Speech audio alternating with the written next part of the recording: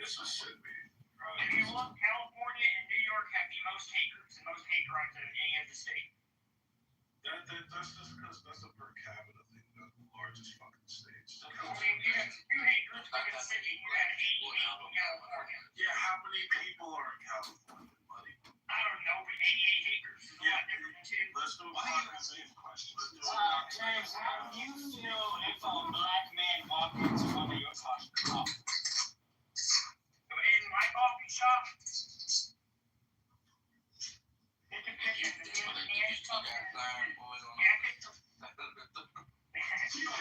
looks like a Dave Chappelle sketch with the fucking stuff on his neck. Hold on, do they have a Sunset City in any? Sundown. On Sundown Town? What are you talking about? This man says sun. Yeah, there's 2 million people in Mississippi. I like that. But it says 38 million people in California.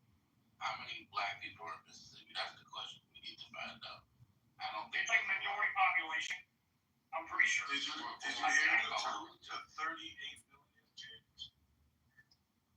That makes sense why there would probably be more hate groups in California just because of the sheer mass of the population size. California's more racist than all the other states combined. I'm going to stick with you.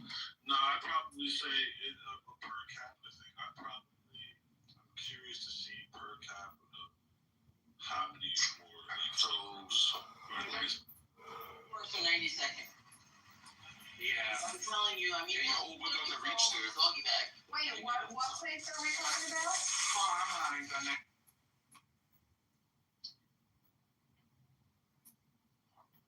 Wasn't he in that movie called like The Bus or something with Sandra Bullock? He stole a bus or something. Bill and Ted's Excellent Speed? Bill and Ted's Excellent Speed, yes. Bill and Ted's Excellent Adventure was 1989. Before that, he was Danger. Really. And the second point and the last point I'm gonna. So this text is a good use of this text would be a universal moniker, a marker for the people of God. No, I would not stipulate to that. No. What is happening? Is it 2-on-1 or is being the No. He had his opportunity. I'm sorry, but I just want to make sure that it's not, because if it's open conversation, then I've got to let more people up. I'm trying to be respectful to each person. It doesn't seem like the okay, who big? You're gonna be after. I think it's Garfield. It's okay. Now Big came at first, so you'll be before. Sammy, you're gonna be last. All right, let's be cordial and try and wrap it up pretty quick. Doc, go ahead. Thank you so much. It was on Scott, so I was reading and he was Scott said he didn't agree though. So he's in the midst of his answer when Al cut him off. Yeah.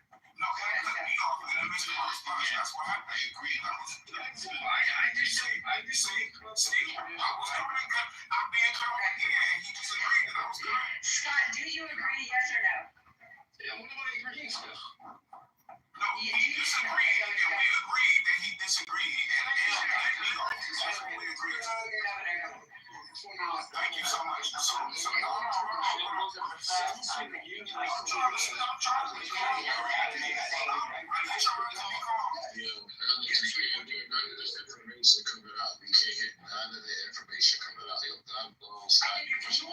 think if you want to say that these Scott, can I speak? Go ahead. Thank you so much, Courtney. Thank you. I need everyone to stop. Listen. All right. Scott, he's going to read or re-ask. You're going to address it. Elle, you're going to stay on mute. So right here in the book of Deuteronomy, chapter 28, and verse 46 specifically, it says, and they, in context, is talking about the curses, shall be upon thee, the Israelites, in context, for a sign and for a wonder. Right here, the point of conversation conversation is about the word sign, you said fill in the blank for symbol. I agreed with that and said the curses will be upon the Israelites for a symbol. Then you disagreed with that. So now I want you to explain why you are disagreeing with your own breakdown. What I'm saying is, I don't think any mainstream tradition of reading this text over 2,000 years would look at this text as determinative for the identity of the people of God. Now, if you want to look at it that way, start your own tradition, great, and maybe you'll overtake Judaism and Christianity, and everyone will say, "Oh my gosh, this is the right reading of the Bible." I'm highly suspect that will happen, but you're free to have idiosyncratic opinions, right? This is how new traditions are born. I think that most people that have studied the text over time would disagree with you, and that's fine. You can. Your title. This is when people died in 1776. So that you can be on this app and spout idiosyncratic interpretations. Hey, I want the record to show, this is going to be my last response, we're going to move along in the queue, but I want the record to show that I haven't even given a position. Both of these people keep on influencing as if I gave a position. I went to this text to ask for their breakdown. The original point was, hey, did God identify his people by the curses? The brother said no. His mans came up and said no with him. I took him right here. He disagreed with the text, didn't give his explanation. Now we dealing with his friend. His friend doing the same thing. So I'm gonna ask him again cleanly on this yield. Hey brother, can you give us your understanding? Don't say what it don't mean. Tell us what you teach that it mean. If you have to teach this to your child, tell us what you would teach them what this verse means. That's all I'm asking you. Who you asking me? Absolutely not. I'm not asking you. Absolutely not. Thank you. So what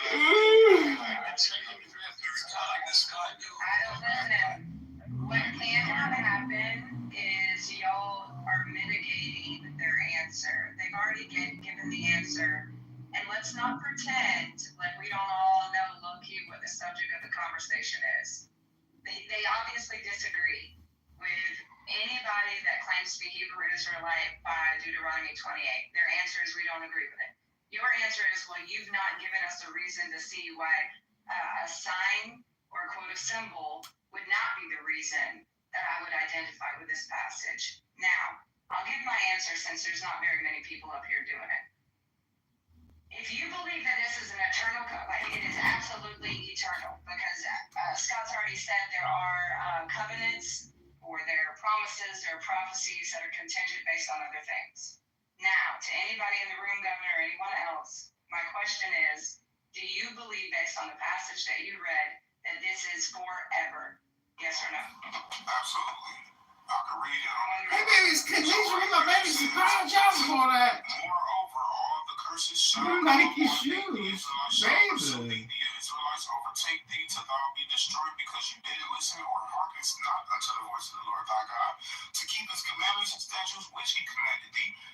And then the curses shall be upon thee, the Israelites, for a sign and for a wonder, and upon thy seed forever. Do it say that in your Bibles? Okay, here's the points that I think they did address, but they didn't do it as concise as I'm about to do it. Hold on 1 second, Timothy, I'm bringing you up. Give me 2 seconds, I gotta make him mod. Wait, Timothy, speak. Yo, What's going on? No, speak a little louder. Timothy, speak louder. Hey, how you doing? No, Timothy. I am him. Oh, okay. What? No, she meant him for real. I got you. I just needed to make sure before I modded you that you were Timothy. Because you keep changing your like you change underwear. Or at least like I hope you change underwear. Okay. Every 6 months. The point that I think Elle and Scott both addressed, but I'll be honest, I think they could have been a little bit more concise about it. So here I'm going to do that. In the passage, it says that you will be destroyed. Israel obviously was not completely and ultimately annihilated. I believe Scott mentioned that, but he didn't say it as concise. Okay? What up, Zach? The passage. Just thinking about you. Not in a gay way, but in a Toyota way. What up, my neighbor? Hey, neighbor. How's the picnic for us? Oh, my neighbor. Nah, I said my neighbor. What are you doing? That's my neighbor. Should we put on Tefillin and study Torah? I feel like I should buy a set. Do you have tefillin? Yeah. I should get the tefillin, huh? I should have tefillin. Oh yeah. Yeah, I should get it. It's worth it. It's like $1,000, or you get the cheap one for Just $200. go on eBay, sort by price, and then get the $200. Yeah, get it. You can probably get it cheaper, man. You might be able to get it down to like 75. You know what would be dope for the rewilding? Because it's leather. You know, I can make tefillin with the handmade leather. I can make my own tefillin from leather that I made myself and get a Rebbe to bless it. Or you could just buy a used set. Anyway, I was just talking with this guy, but his phone died. About, you know, it's very interesting. The war, the woke, the meme wars of the 2020s, you know? Mm-hmm. I fought in the meme wars of 2020. A lot of people did. Yeah, I'm a veteran of the meme wars. Oh, here, he's calling me back. Shabbat.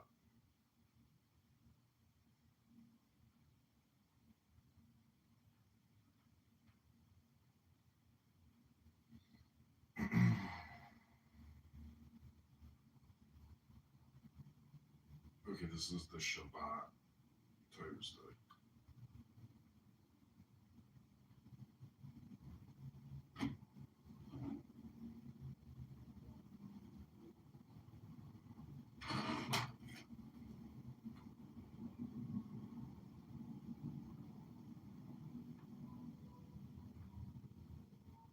Alright, anyway. Well, it is Shabbat, January 24th, the 25th year of the 21st century. Shabbat Shabbos. Shabbat Shalom. It's all good. Everything's good. I think that the meme. Do you think we're winning the meme wars? That's my question. Are we winning the meme wars? It's always yes. Yeah, because all communication is hypnosis, and we're winning. So therefore, we are winning because I just said we're winning.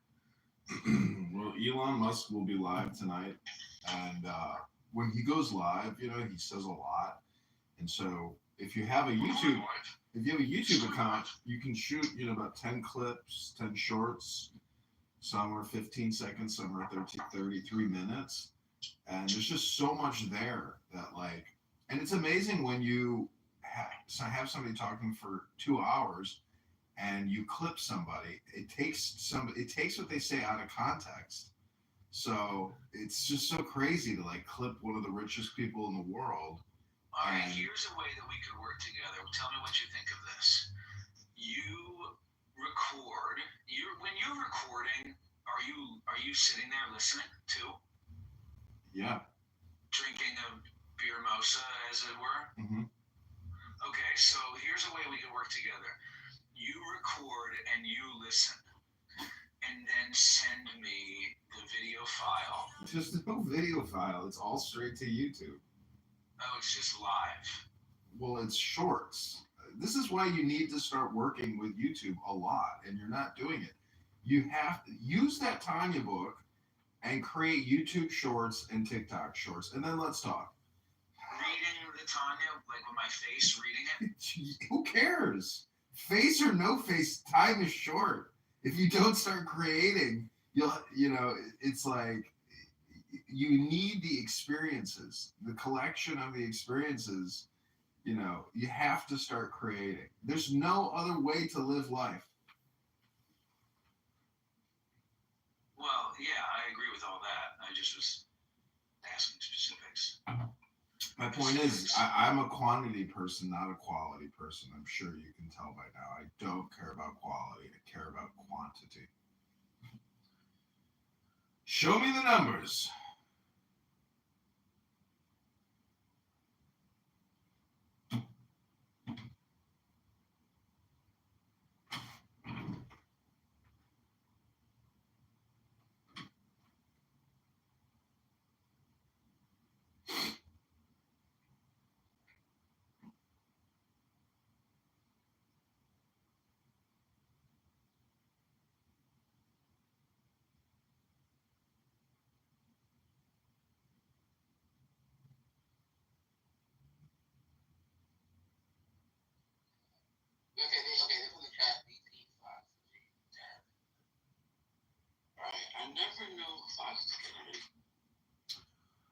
give a fuck about who clipped Big Mama. I want to know who clipped Roger Mayhem. Was it Ben Mendelsohn? What is this? Who is Roger Mayhem? Roger Mayhem is a power user on this app. How dare you say who is Roger Mayhem on Cloudhouse? See, I'm gonna get the bottom of it now. Y'all, you ready to make progress? Okay, so I don't really know why Fox. Okay, so listen, I don't know why Fox is on the list. I can't tell you. Jazzy, I think Jazzy's on the list for IG bitches because they Well, okay, but still think that. with the shame, that might be Yeah, so I really think that the list is created by IG girls. Let me tell you why. Jazzy should definitely be on that list, and she should be clipped because she a racist. She hates people. She hates herself.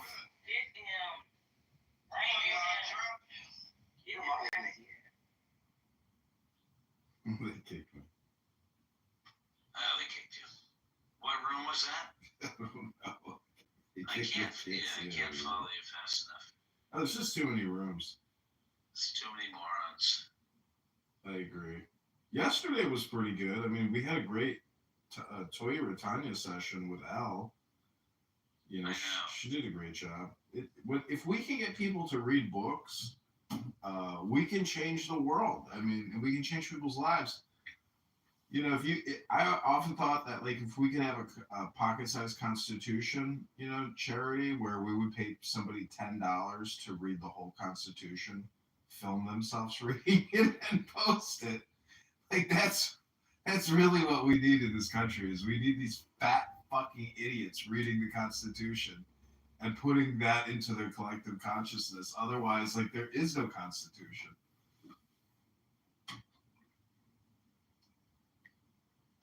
You know what's funny? Well, this is, I don't know. I don't even know. She's not going to listen to it. Is she going to listen to the replays? Fuck Anybody's no. Fuck no. Fuck no. It was just funny that there were a few, what did she say? Heterics? Yeah, heretics. Heterics.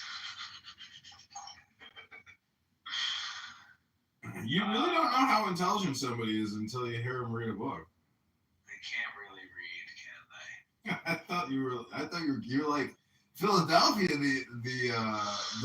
The reading the reading rate is like 50%. Like, well, she said she's from Philly. Oh, I see. I thought you were like actually quoting a statistic. You know. It was a statistic. She told me she was from Philly. Later that day, I read the statistic. I wanted to like send it to her, but I didn't have any way to send her an image because I only have Clubhouse because she didn't hit me up on Instagram. But that's all right. We keep moving. This girl that I was like in love with here in Chicago, I basically told her, you know, like, hey, I love you. I want to get married to you. I want to have a family with you. Like, you know, I'm so happy with you. I would never have a desire to be with somebody else. I said all kinds of shit. Her dad was like a general in the Israeli army. And she was like, I told my dad everything you said. Like, you know, it's like a dream come true. It's like, you know, it's exactly what I want. I've been waiting for. But then she's like, but I took a job offer and I'm moving to San Francisco. So bye-bye. So I was like devastated. And I just saw she got like engaged on Instagram. And, but the thing is, it's like, it's emotionally traumatizing because it's in your memory. But then, you know, if you know the symbols and I'm like thinking to myself, there's not a speck of dust out of place in the whole universe. Like that was her destiny, you know? And, but then you know, it's just like, I'm happy. But like when you see a man and a woman united, it's like, I think of, you know, Hashem Rabbeinu Shalom. So it's like, there's no like sorrow. And, you know, you can rationalize things a lot of way. And I mean, that's basically what you have to do to keep continuing. Did she want you to go to California? Yes and no. To me, it seemed like a bullshit way to, you know, end the relationship without like hurt feelings or something. Because what was I gonna do? Just like abandon my job and just like go live in some fucking another 1-bedroom apartment? You know, well, many people do that. Yeah, but it didn't. I just was talking to this guy on the phone 5 minutes ago who did exactly that.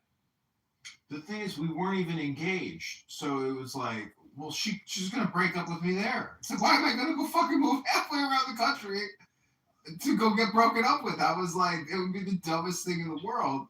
And anyways, I kind of predicted it. I was like, you're gonna move there, you're gonna meet some guy in big tech, and you're gonna get engaged to somebody that works at Facebook. And the fucking prophecy came true. Is that what happened? Yeah. Well, right. There's not a speck of dust out of place in the whole universe. I'm just wondering Listen, it's the question of quality. When you have a woman who is extremely beautiful, and I'm telling you, like, she has a body on her. This chick has a fucking incredible body, super hottie, and super sweet, super loving. But then, I went to the gym last night, and I see a beautiful woman stretching. I'm just like, why? What the fuck do I even care? Like, there's millions of them. I know a lot of them have nice bodies. They're all over the place. And the summer is just a few months away. I just gotta hold on to the beach, to the summertime. I did see a little meme. I forget the guy's name, but I bet you would recognize him. He's one of these meme guys who you like see him talking on podcasts. And he said there aren't a lot of problems that can't be I forget what he said. He didn't say solved, but it's basically like there aren't a lot of problems that can't be made better by getting in shape and making more money. You'll still have problems, but you'll have more emotional capacity and resources to manage those problems. Going to the gym and reading books is the smartest thing anyone can do, but it's also the most difficult thing to do because it takes willpower, focus, and concentration. The money. You have to make money. Well, you need energy to make money. I mean, you can just be a regular routiner and going to your job, but like you'll still be depressed if you're not trying to improve yourself. I mean, anyways, I'm just saying that like making your body and your mind into a masterpiece or achieving the highest state of organizational presence, you can max that out pretty quickly by being focused. But then it's a question of, well, if I want to make money independently, and we've had this conversation a million times, like, what are we going to do to make money? I mean, you got to just start creating and, buying low, selling high. It's a transaction. I mean, I made money in the publishing industry just selling CD-ROMs and books. I mean, you could create a book on how to start. Well, anyways, I mean, it's always the same thing. It's very difficult, really, to create a website and to sell products nowadays. eBay would be like a direct approach, without having to deal with the Google search engines. Like if you were to put your baskets up on eBay, I mean, it could be possible that with the right marketing, sweet and salty baskets. I mean, maybe it's a fruit basket, business you're doing, or, I'm just saying that you could actually employ somebody full time if you were to just work on all the marketing. You could actually, have your own, mini little manufacturing business. You got something there. I mean, you could your baskets could be in every Abercrombie and Fitch in the front of the store with a pair of jeans in it. It's just like, how do you put the pieces together to make that little money miracle? Because when you do have money coming in, it really does feel like the presence of God, because you're like, holy shit. You're like, I just made $2,000 today, $5,000 yesterday. Like, it's an exciting thing when you make money because you have figured out like a hole in the system or a glitch in the system. Yes, I think that probably eventually, I'm still thinking about my nature classes. I think this is all about getting my spirit back to do what I was doing, which was nature advocacy. It's still the communications industry. You're trying to communicate. Let me ask you this. Are you interested in what's going on with your lawsuit? I don't have a lawsuit myself. I am being garnished by a cocksucker lawyer downtown. So if I go back to work, they'll take $1,000 out of my paycheck every month, and then they have tried to force my tenant. Well, they did. I mean, they forced my tenant to pay that rent.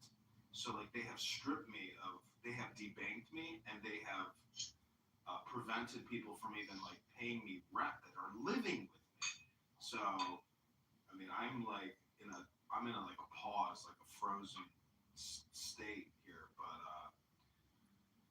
I'm not like struggling. I mean, when they debanked me, they only got $200 out of my checking account, and I took everything out over a period of a couple months. So it's like I have a small little nest egg, which is dwindling, and but like if I go back to work, I have to file Chapter 13 and go into a payment plan of like 3 to 5 years, and then eventually I can get out from this massive $300,000 judgment that they say, or I could just do nothing, and live in my place because of the VA money that I get. It pays my mortgage. So if I could get into like a cash business or create a hustle, I see. I don't have to go back to work anymore per se. And that's the exhausting part about life is going and listening to fucking people waste your time in an office 40 hours a week. Look at Anna down there.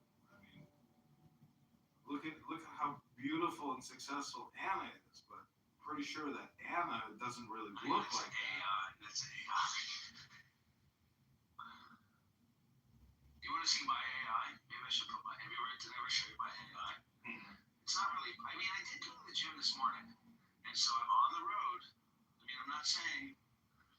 It was like you can't just look at the AI picture 1,000 times and then turn into the AI. You have to actually put in the work to become the AI. You have to really embody the AI. You have to become. Once you go to the gym for years and you've been lifting weights continually for years, 5 days a week, you don't even think about it. It's just part of your natural flow state. All right, PTR. What did you just like die on a cross or something for mankind? I know, isn't that amazing? Imagine if I actually looked like that. That would be. I mean, my face kind of looks like that. Well, it's all vanity, anyways. It's all vanity. I mean, if you have Torah knowledge embedded into your consciousness and you actually have comprehension, it's all vanity. But you want to feel good and you don't want to have pain in your body, and you want to be attractive. I mean, if you're a fat pig, you're not attractive, and chances are you're miserable. It's true. I went to the gym. I'm gonna get a haircut. I got, I was just wondering about because I'm trying to build a board. I'm still trying to do this nonprofit.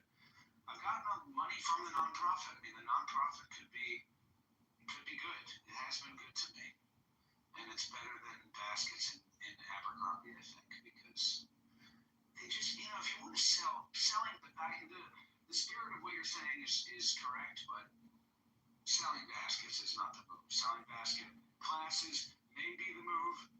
Getting another $50 burner phone would do more for your expansion and moving quicker than anything else you can do. What would the burner phone do? It would allow you to create more content. How? I have a phone that I could be creating. I know, but you gotta understand, you're on Clubhouse now. If you have Clubhouse on another phone, that's one more distribution node. You have to look at this in terms of a node network and creation, because like when you're processing an AI video or shooting a new Instagram, like you need another phone because you need one phone to film the other phone, or one phone. I'm just saying that it's a way to have like another arm, basically.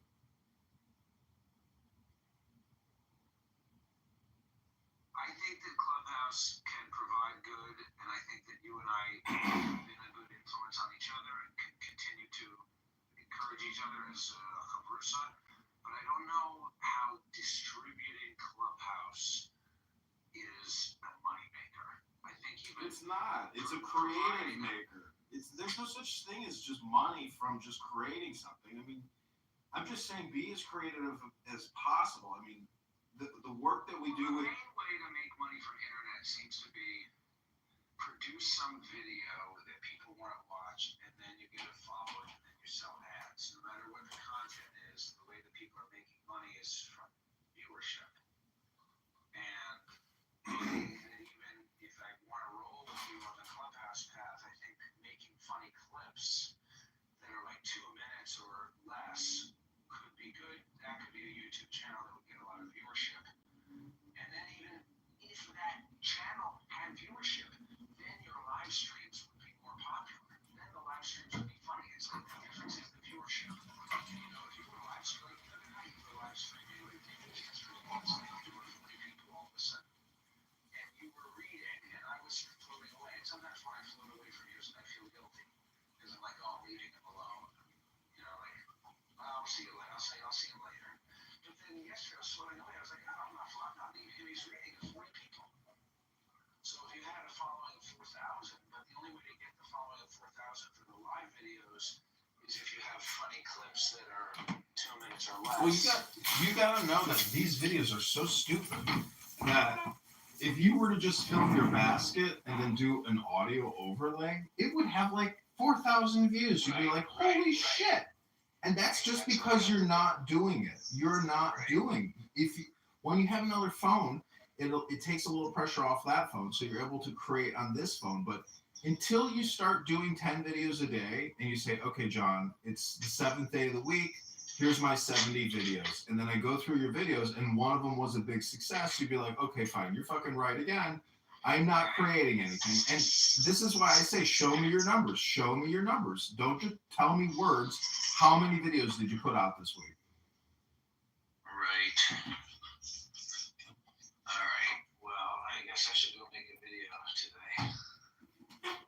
Just film a basket, do a full 360 of the basket, and then do an audio overlay of like, you know, nymphs and fairies in the forest.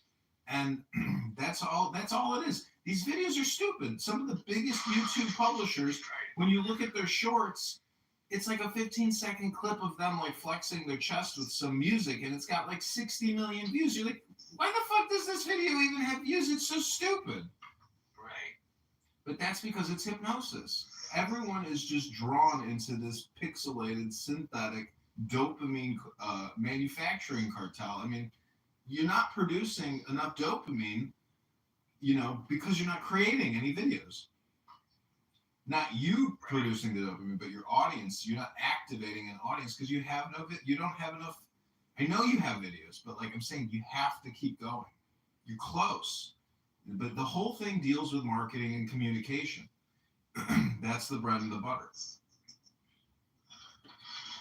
Right. I have a bunch of videos. Maybe I should repost some videos. You know, I've made videos that are good.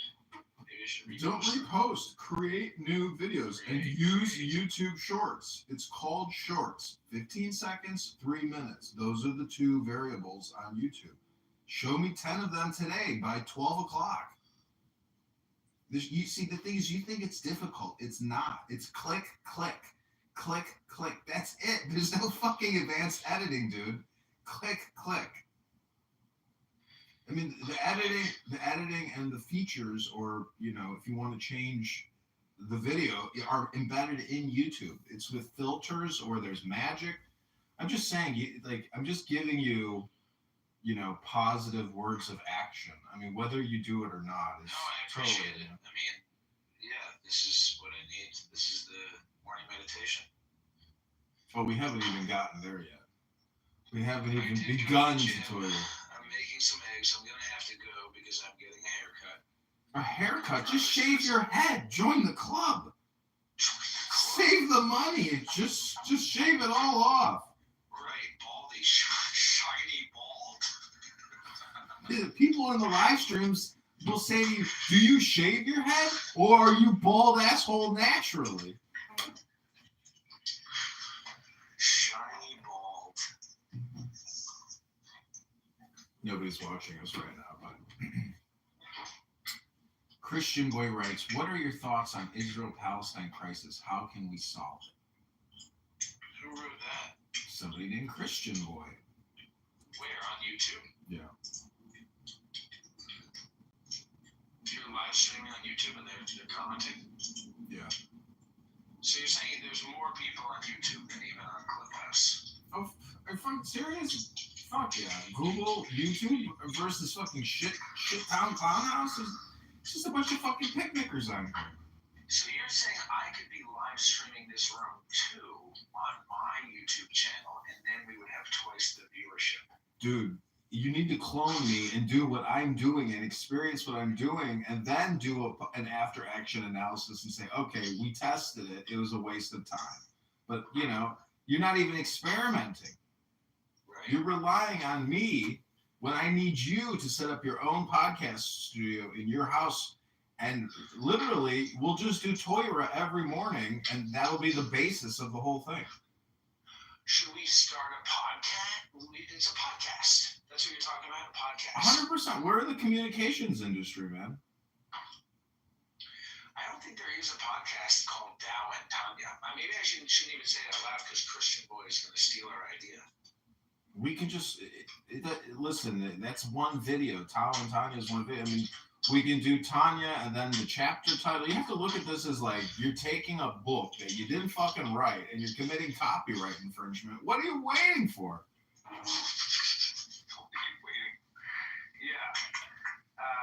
That's true.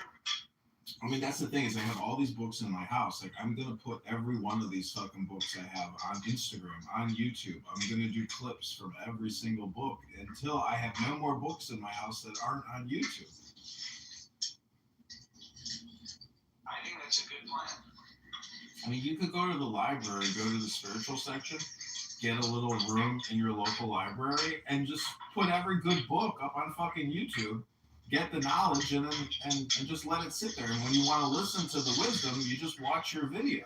You don't even need to read the book anymore. Because you're just listening to your own audiobook. Book. All right. Well, does YouTube have like a Clubhouse? Maybe we should stop using Clubhouse. No, dude, we use it all. Don't you know the story of the sheep herder looking down at the 1,000 sheep and the other sheep herder says, let's go down there and fuck one of those sheep. And the other sheep herder says, fuck one of them. Let's fuck them all. That is actually, I did forget about that story. That's a good story. My dad used to tell me that story. That's from Sopranos, actually. Really? Yeah, Uncle Junior is talking to Tony. He's like, remember when you told me that story about, the sheep herd? He goes, let's go fuck them all. He goes, I told you that? He goes, yeah, you told me that. He goes, All right. Well, I gotta go. I'll be back. I'm gonna get a haircut. okay, sounds good. All right. Anna, Throbbing, I don't know, is there anything you want to say? This has been the morning show. Hello, I don't speak English, sorry, just for listening here. It's okay, я понимаю по-русски. Говоришь на русском? Да, Да, такой молодец. да, Это хорошо. спасибо. Откуда ты русский знаешь? Я хочу интернета. Ты используешь интернет? Я хочу тебя, я тебя люблю. Хорошая фраза, полезная. I don't really speak any Russian. Where do you live? In Ukraine? No, in Estonia. Oh, wow. You? Estonia, I hear, has some of the most beautiful women in the world. I think Estonia has like the highest percentage of blondes on the planet. But actually, I'm half Korean. Half Korean? Yeah. The good kind on the north or the bad kind on the south? Do you like Asian women? I like beautiful women. I don't really distinguish between ethnicities when it comes to women. I just discriminate based on beauty. Okay. Where are you from? Chicago, in the U.S. Ah, one time I have been there. Oh, really? Did you like it? Just I was going to San Francisco through Chicago, and I was just in airport, and it is very very big. It's huge, and yeah, I'm afraid that I lost my way there, but yeah. I didn't see Chicago actually. Yeah, I wasn't in the city, Mm-hmm. but there was cold. How I remember. Yeah. So what's going to happen? Is Russia going to take over Estonia? What I didn't understand. Are you worried about Russia invading Estonia? I'm afraid about Russia. Mm-hmm. No, why? I don't know. I'm just asking. No, no. Actually, I'm from Russia. Yeah, you're right. Mm. But I live in Estonia already a long time, maybe more than 20 years. And for me, this home is Estonia, maybe more than Russia. Nice. But sometimes I visit Russia too. And I don't know. I don't want to go back. I like Estonia. Yeah, I heard it's pretty nice. Yeah, this safety, this small. Here, I like this. How's it? I like those people thinking. Yeah. Mm-hmm. I like, for example, I have children, and I like to speak with teachers, and they explain me how to be, how to do, and I learn from them so much. I like them very much. Yeah. Would you work in IT? IT? IT? I studied maybe 2 years IT, but this is no. I think I'm like usual person, usual user, not very big expert, maybe. Why you ask? I thought because I know Estonia has like a pretty big information technology industry. Yeah, you're right. You're right. Yeah, I have many friends who is in IT, but I'm not a programmer. I don't like that. I think I tried. I wanted to understand, but I don't like that. I don't know why. And what is your how's it? What is your spare area where you do your job? Oh, I'm a professional Clubhouse user. Clubhouse user only? Yeah, this is it. This is my whole career boiled up. This is it. This is all. This is the best I've got going. Is not getting paid talking to people on Clubhouse all day long. Well, I don't see here many people. You have to have, I think, a big group here, or just started.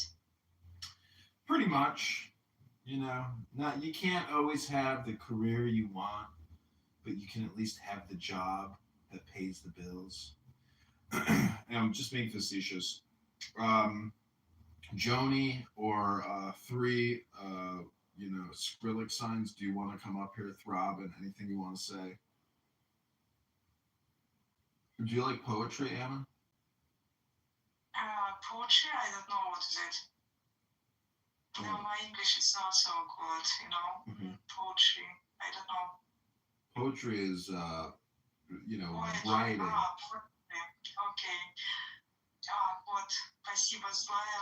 Ая, привет. Ты поможешь? Yeah, I just wanted to explain what poetry mean, but sure as you guys. This is a girl. She's very interesting, and I think she can explain you very much if you want to speak. She's a girl? Yeah. Beautiful. Ja, the blue. Be polite, please. I'm a kitty cat. So basically, I mean, I come on here usually and I read books. In the morning, I try to create a room of people who want to read things from a book as opposed to just talking about all the useless discourse and chronic chatter that happens on this app. So that's generally what I do on this app in the morning, is read. What would you like to read, or what? How's it? Genre? I can read to you a lot of different things. One of them would be like the Tao Te Ching. Have you ever heard of the Tao Te Ching by Lao Tzu? Is it Chinese or something? Mm-hmm. No, I never heard about it. Oh, really? Oh, you should. I'll read you a brief thing and I'll put it in the chat, but you should read it. It's a very ancient and powerful document called the Tao Te Ching.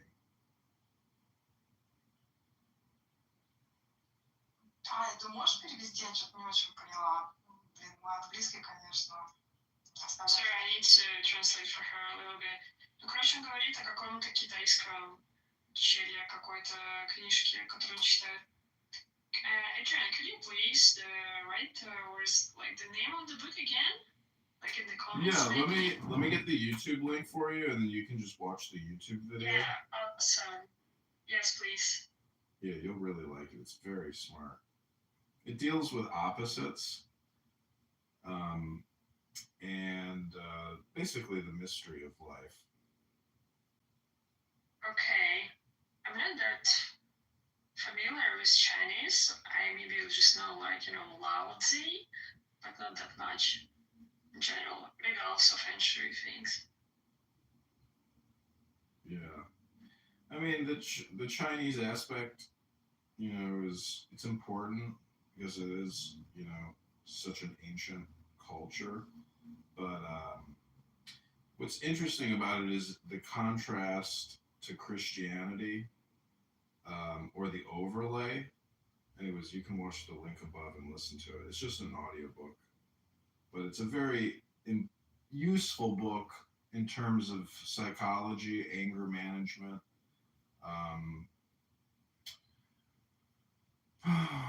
joy, relationships. Yeah, okay. It's very interesting. I'll read you a verse from it. Let me get the book. Hold on.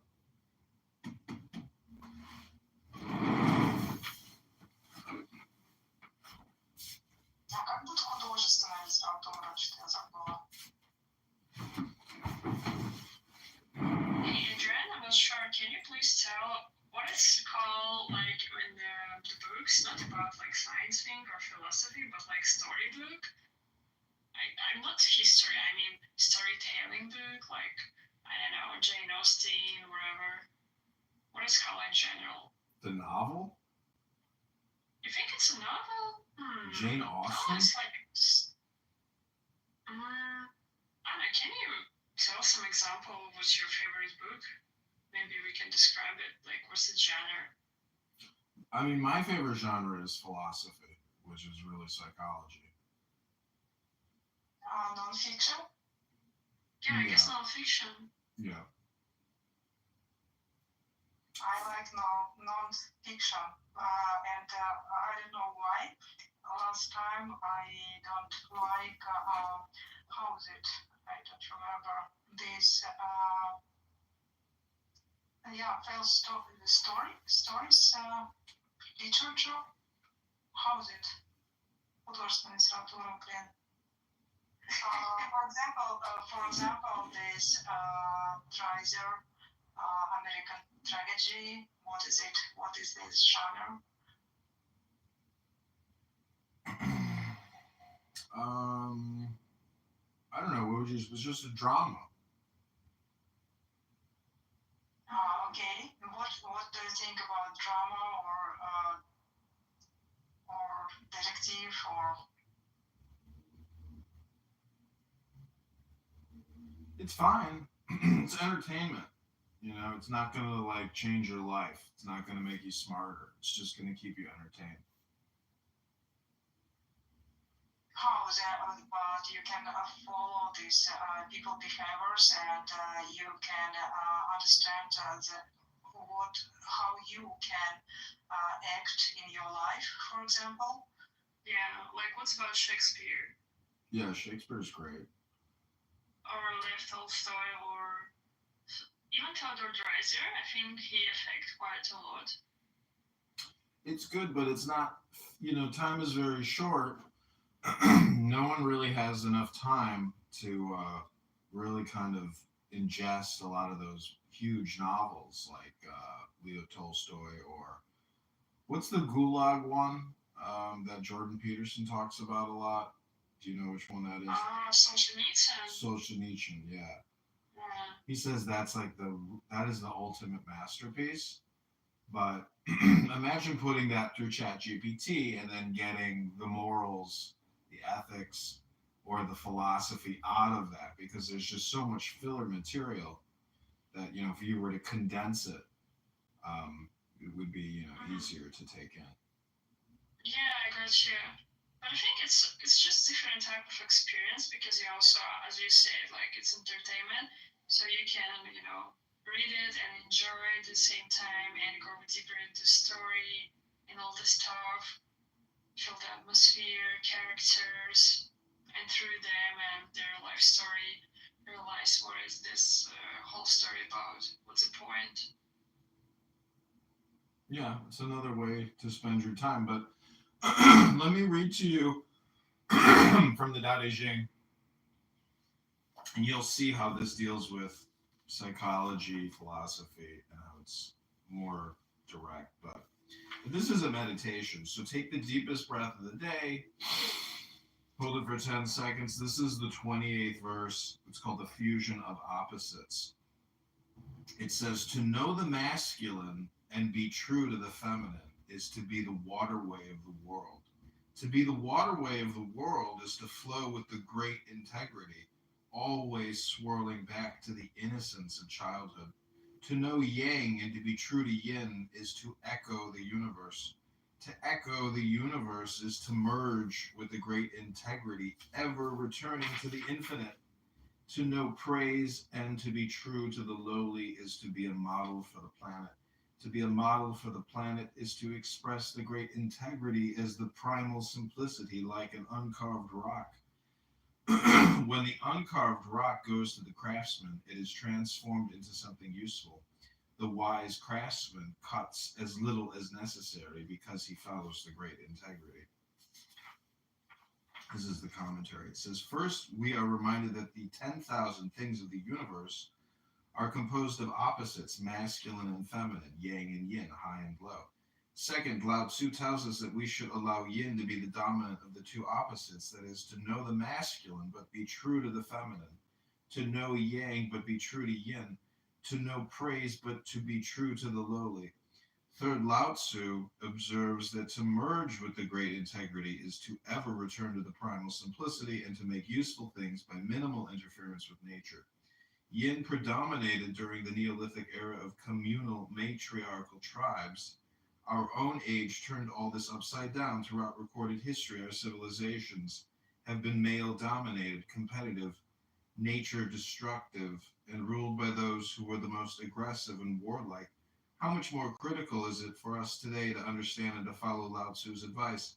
Not to follow it in his time led to great unhappiness. Not to follow it in our time could lead to the end of our species on this planet. It's the 28th verse. Yeah. So in Yan, it's also like basically also kind of feng shui things. But what I found, like in all this explanation about the concept of yin yang, that they kind of, I think it's because how they translate it. But when I talk, by the way, I live in Japan, so I have a lot of Chinese friends here. And when I talk with them about yin yang conceptions, like one of the point I think is how they think about it is quite different. What kind of imagine I get from the books or any article about yin yang, because in general they skip very important things, that these two things, or it's like a part of the energy circle, they always, in the movie, they always move through you. So it's not like a static, but when I read the first time the concept about yin yang and all this thing, feng shui thing, they separate, made it very separate, like a separate object, like water, iron, and like earth, fire, yin, yang. So it doesn't like get right in the first place. Yeah, I understand what you said about. Yes, seems interesting. But yeah, I think all these things is generally about different energy channels with going through human and all like life object, all these things. I don't think it really, you have to think about it in terms of energy. I would think the best way to think about it is in terms of communication or even hypnosis or therapy. It really does deal with, it's a therapeutic tool for cognitive or psychological joy or equilibrium, balance. It's all about creating balance through the scripture. Just like all religious documents really deal with creating peace. So that's what the Tao Te Ching can be used for, is peace in your life, peace in your community, peace in your state, peace in the world. I wouldn't look at it in terms of like energy. I know what you're saying, but I think what I'm saying is like the real way to define the energy created through the scripture. If that makes any sense. Yeah, like to be honest, I'm into yoga, and I also study some yoga philosophy, some like Hindu things, and also I do therapy, and like they all talking about plus minus same things, but with different words, Yeah. Yoga is essentially philosophy and therapy without the words.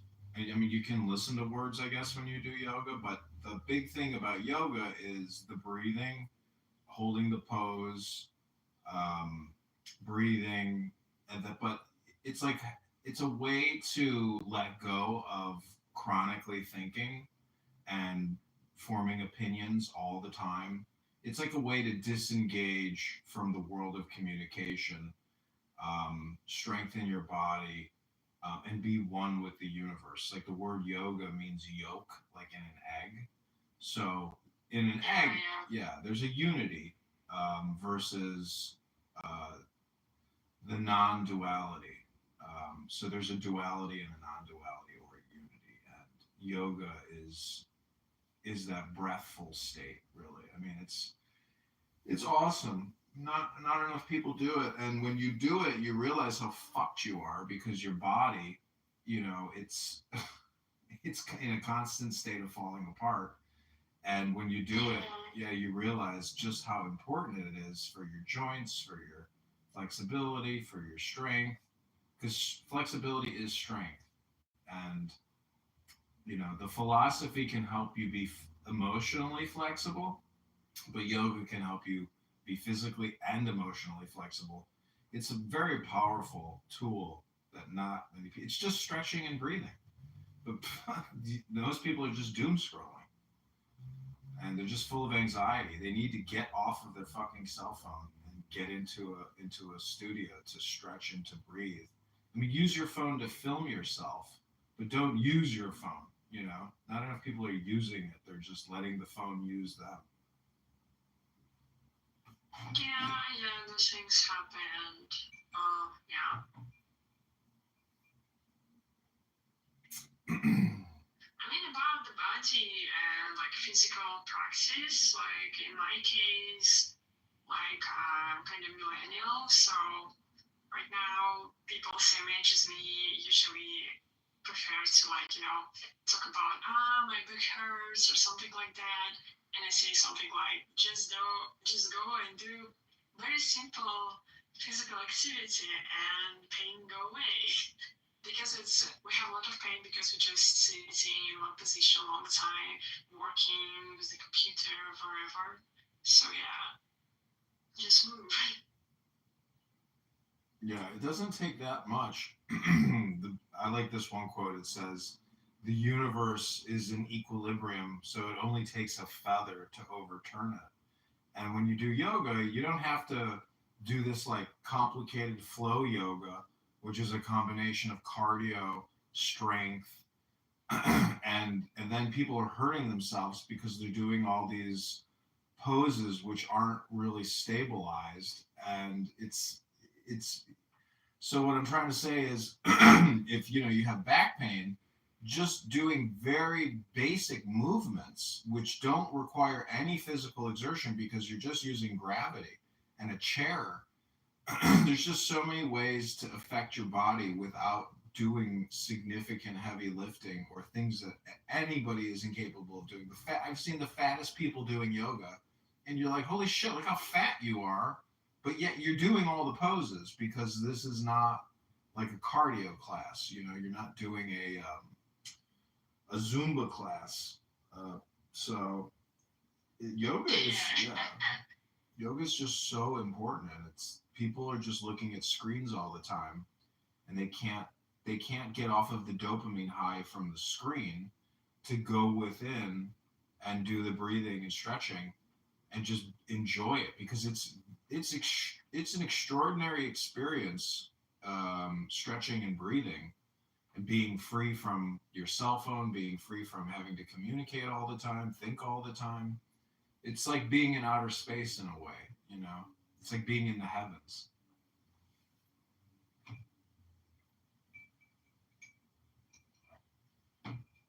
So basically, I'm saying if you haven't, died and gone to heaven yet, just go do yoga.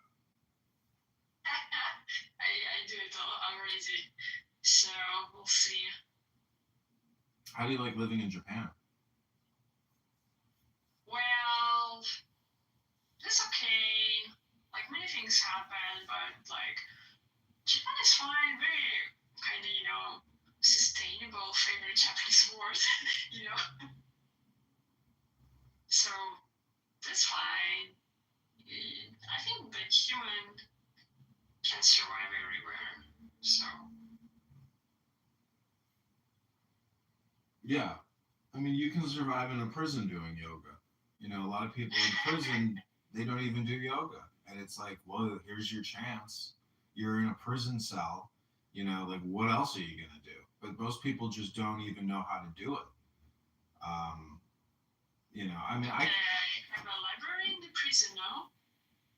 They do, yeah. I mean, most prisons have libraries and books. Not that I know, I've never been in prison, but I'm just assuming that, the managers of a prison would have books because they know that their customers need some form of entertainment.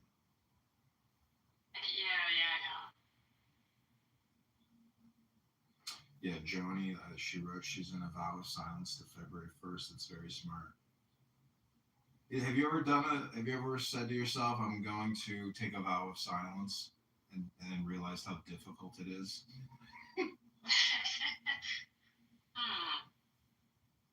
Like, you want to go right now? Or are you asking me if I ever tried to like. No, I be mean, silent. just like, have you ever said to yourself consciously, I'm going to take a vow of silence right now. I'm not going to respond to Okay, cool. So thank you so much. I'll go. Yeah, have a nice day. No, that's not what I'm saying, but I understand. Okay, have a good day. Yeah, I got it, but I just want to go and maybe do yoga a bit without Clubhouse or something. Okay, take care. Nice chatting with you. Likewise, bye-bye. What up, Miriam? Ooh, Miriam's sitting there like a little rat. Okay, Throbbing, is there anything you want to say? Is your PTR? Yeah, that is. That's exactly who I thought it was. That's what's his face. He died in Chicago, having sex with a prostitute, doing cocaine. Chris Farley. I'm actually related to Chris Farley. I don't know if you know that. Not many people do. I'm a Farley.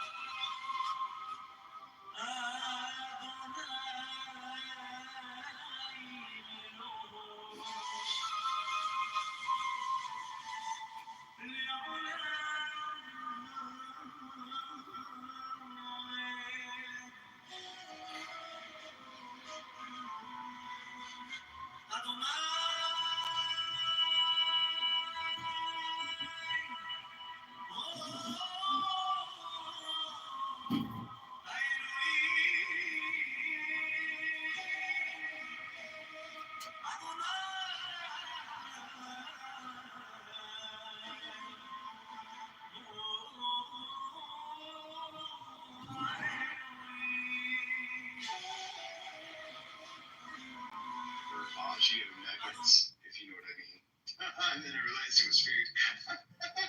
So I just had to say.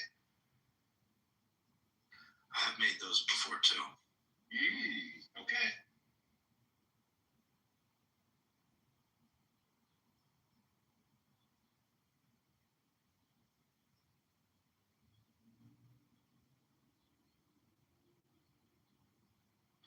Seth shared an article about the Waldorf Astoria being renovated for $1 billion. Have any of you stayed there? Yeah. What's that like? It was actually one of the funniest nights of my life. It was one of my rich friends. He was an Indian foreign national who was studying at my college. He stayed in New York one night. I lived in the suburbs during Christmas vacation, so I went in to visit him. We got really, really hammered, and he was staying in the Waldorf towers of the Waldorf Astoria, like the even fancier places. So we're trying to get to his floor. We couldn't get to it. Went up to the front desk, and they're like, you have to use these private elevators to go up. And so I walked through the private elevators, and me and my friends went onto the elevator, and there was a lady standing there in this like beautiful like headdress, and I assumed that she was the bellhop. So I was like, "Oh, 16th floor, please." And at the end, like I was like, "This is a classy joint. I gotta give her $5." So I gave this lady $5, and she looked at me really confused, and I was like, "Oh, I'm all fucked up."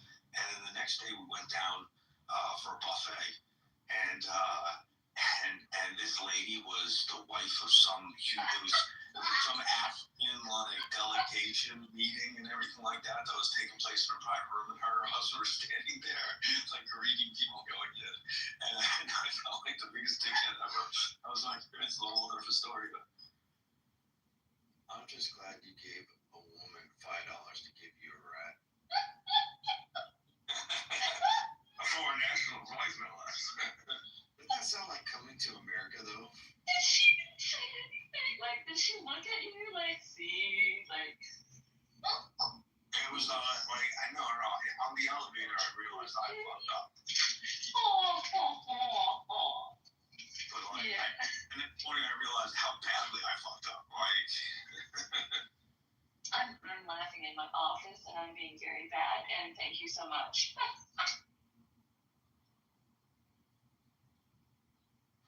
I don't think asking for the 16th floor was a bad thing, because if you walk into one of those elevators, there's sometimes 5, 6 people going in, and they're not going to the same floor. So that was fine, and you were very generous, giving a measly $5 to somebody. I was a college student. And like, how much are you supposed to tip bellhops? You don't see them anymore. You used to see them in all the old-fashioned movies. Like $50 to $100 usually for good treatment. We would stay there often. That's the only place my granddad would stay when. We started staying at the plaza too. We stayed at the pool. He always used to say, if you can't go first class, stay home. There we are, guys. You had a funner time than me, though. More fun time. I've never stayed, but I took Maddie and my niece and my sister-in-law. We took the girls there for high tea or whatever how you call it. Very expensive to go in and get a little prices. In the plaza? The Waldorf. In the Waldorf? Yep. We got set out in the work area. So beautiful. How was it cake? It was like each one of us got a section in front of us. There's like tower things. We had little bite-sized sandwiches, little bite-sized desserts, little bite-sized little bagel thingies. I don't know. There's like 4 of those little circular tower thingies. We kind of felt out of place.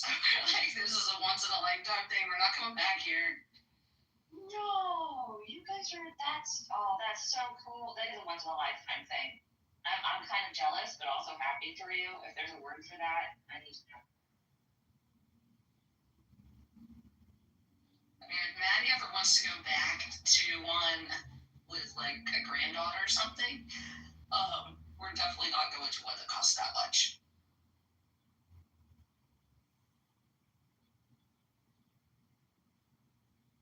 There's some places down near Jeff.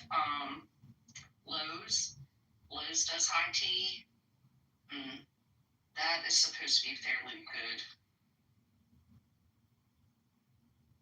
And not the furniture, not like the store. I was looking at that. Everybody's so I'm not gonna get a ring. High tea. I need. Is it an indica or is it tea? The kind of high tea you talking about? Oh God, that would have been funny though. Excuse me, I need to get a plant and some lawn fertilizer, some 2x4s, and also some tea. I'm sorry. I'm still dying about. Oh my God. So Pat, thank you.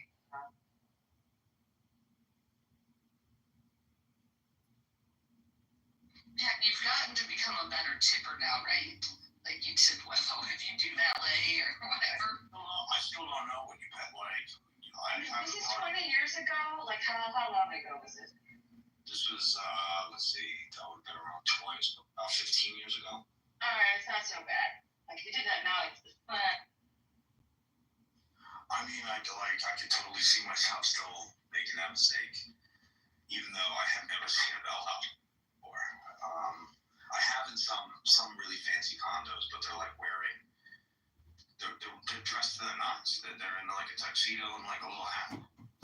probably not African style. Well, I don't know. It's like a theme. Maybe this is the theme of the month or something like that. But you know what I mean? I'm pretty sure it was winter break too. Like, I understand. You know, it's a different kind of fabric and.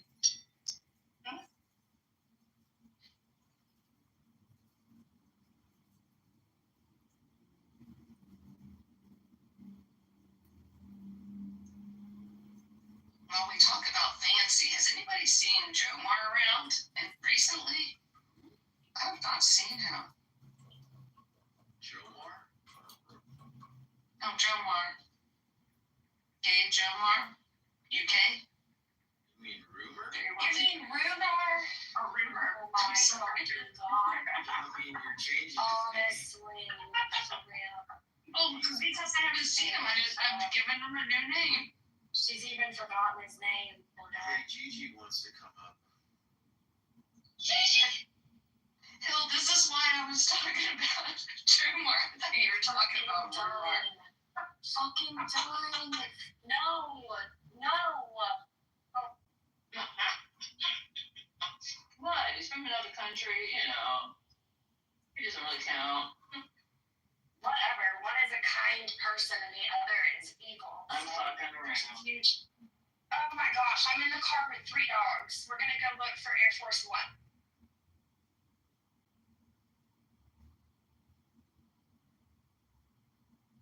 Why'd you have to bring the dogs with you? Because why not? They want to ride just as much as the next. So you're not going to get out. Did you have to get tickets? Because here you have to get tickets when Trump comes to town, even if he's just going to be in an air hangar. No clue. I have no idea who he's meeting with, where he's going. I don't even know. They're always free. Always on. Yeah, they don't cost anything, but you still have to get a ticket. Yeah, you just gotta sign up and you just you just sign up with your email address and they give you the ticket. You got your barcode and they scan it when you get there and they check your bags and video and all that stuff and yeah. I'm sure it's a lot more strict. Verifications. What was that, Jason? Some fucking hillbilly comment. They'll never understand the culture and I'm sorry that you don't fit. I don't fit in. I know and I'm sorry. Hills, where are you that the president is coming to see you? Western North Carolina. Oh, good. 119 days after Hurricane Helene wiped out. Oh my gosh. And the grid's still down in many places, and people don't seem to remember or understand that. But my grid's working. Good. So I will stop beating the drum from the top of my hill as a hillbilly.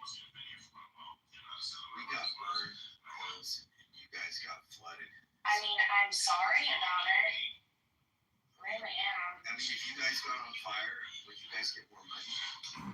We're not getting any money right now. Like, what are you talking about? I said more. We don't have any money. What are you talking about? No.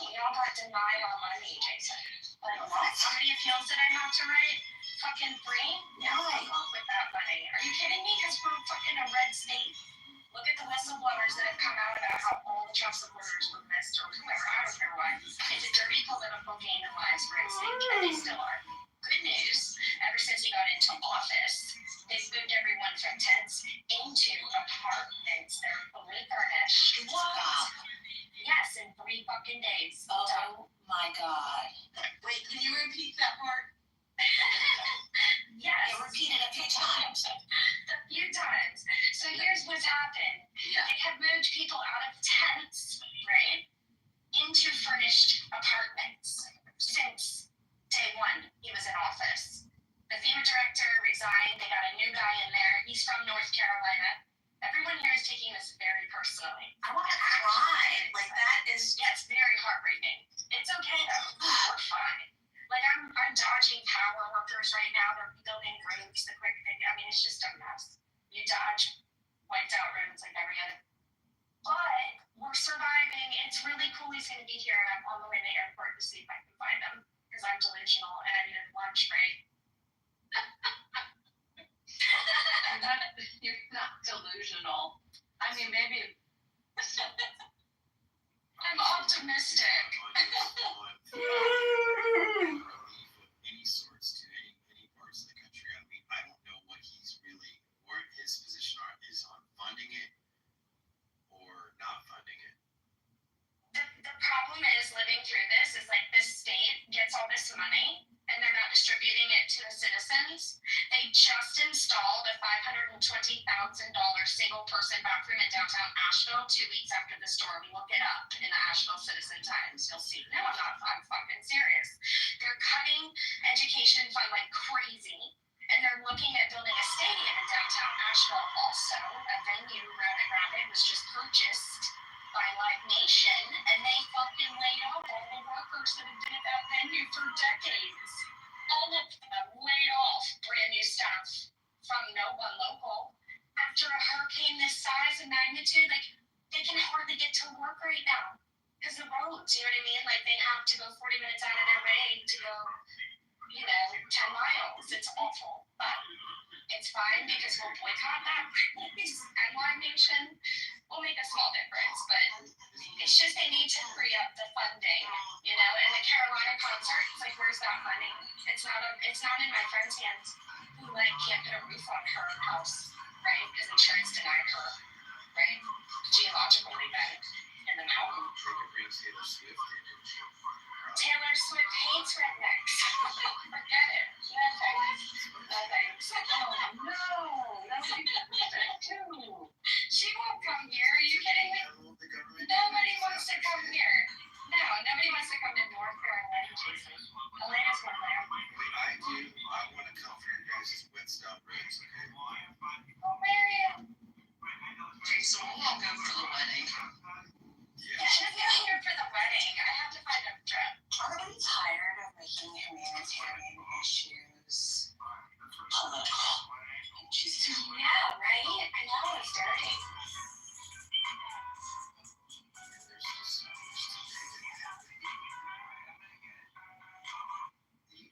That happens every time liberals are in. Look at Obama and the VP oil spill. Where if you were a small business, you were screwed. And if you were a big condo developer in Gulf Shores, Alabama, you got a brand new fucking condo complex.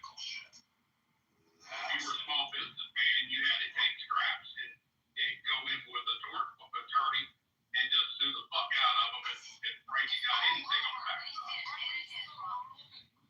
You can track any freaking storm or disaster and you can see who gets. Look at the administration, look at their response. Serena, we had response in a day. Major disasters happen during conservatives, and lack of funding is there. Distribution is a problem. Where? In most major disaster.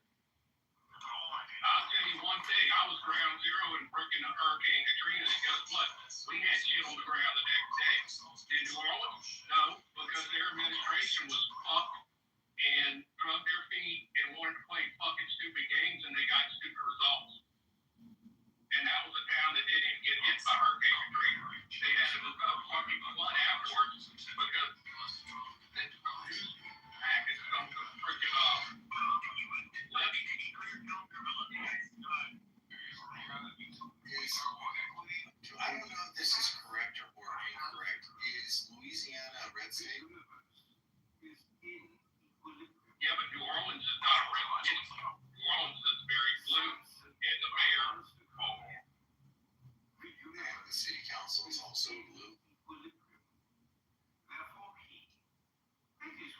I'm just asking. I'm not trying to be a smart ass. I'm really asking at the time. I mean, because I don't know. I think you got a phone call. Yeah, because I watched a documentary on Katrina and Maria, and the common denominators, like the back and forth of politics of blaming where help and how it was distributed, and you know, like each other, they blame each other. They don't really want to solve the problem, and the most notorious ones always happen towards an election year. Like I remember when Maria took place, and you look at Puerto Rico, you see Trump passing out rolls of toilet paper and paper towels and tossing it like, here, you get a roll and you get a roll. But still, the area is destroyed. Infrastructure is still destroyed. People don't recover from disasters, not even 1 year, 2 years. Like, my thing is, like, what is the adequate amount? And these disasters are clearing ways to do what? Looked at what happened in COVID, beginning of COVID, who got bailed out first? It was the auto companies and the airlines. People get their money, and then they capped it to what, 75? That you had to make no more than 75,000 before you could get relief. Anyone below that amount got relief. Anyone above that amount, no. They didn't take into consideration like your cost of living across the country. That happened. So to me, it's like it's on. The state is on both of them. It's not just one. Yeah, again, my statement of, are we going to stop taking humanitarian issues and just making them political and not helping and not stepping in and then blaming each other for all of them?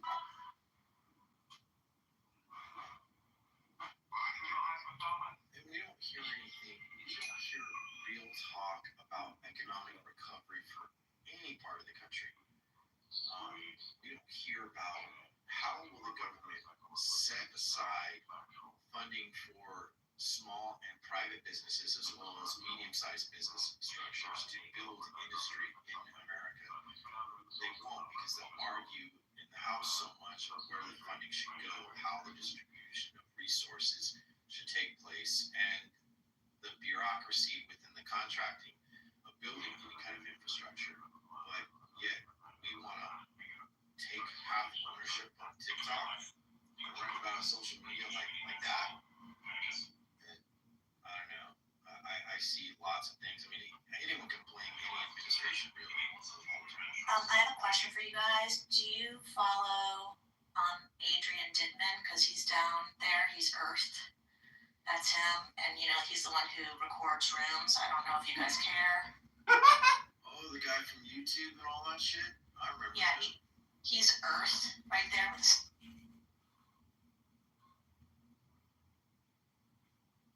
How the fuck does she know? Bitches know. Bitches know.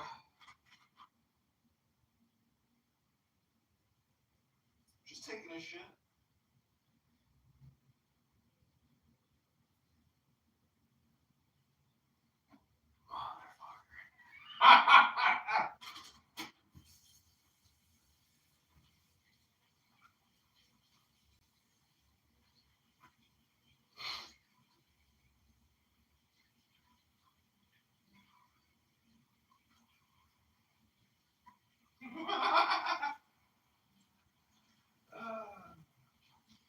Beautiful.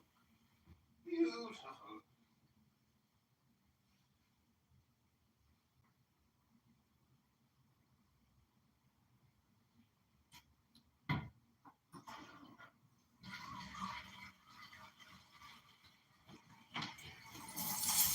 She's keeping tabs on me. How did she know? How did she know? He's such a sassy little fag sometimes. Yeah, free Palestine. They're free to go. They're all yours. I hope they move to America and they move in next door to you and then they fucking terrorize your kids and blow themselves up. Enjoy.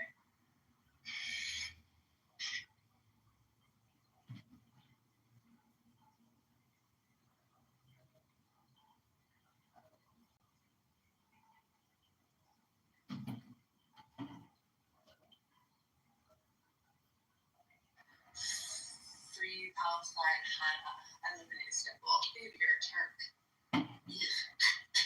Turk. Fucking mongrel.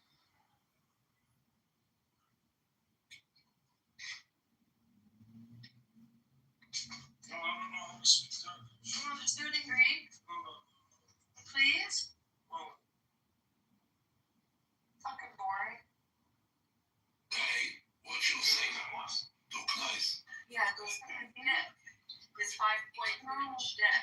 Didn't we look up? No, 5 point. Yeah, Well, you're being nice to him. tell your husband that we looked up the average dick size of Greek men, and it was not impressive. 5.5 happens to be the average of the world. No, that's the average in the world. Well, it's also the average for Greek. Don't tell me we looked up Greek dick size. That's what matters, you know, more than probably is. But the old job, on the other hand, is extremely easy. Mm-hmm. So you have zero. Yeah, you go suck that 5.2-inch dick, and you fucking suck it like it's the best dick you've ever had. Exactly. That's the best 5.2-inch cock you've ever had. It's less than a lollipop. Yeah, exactly. Gag on it. Make yourself gag and make it look so big.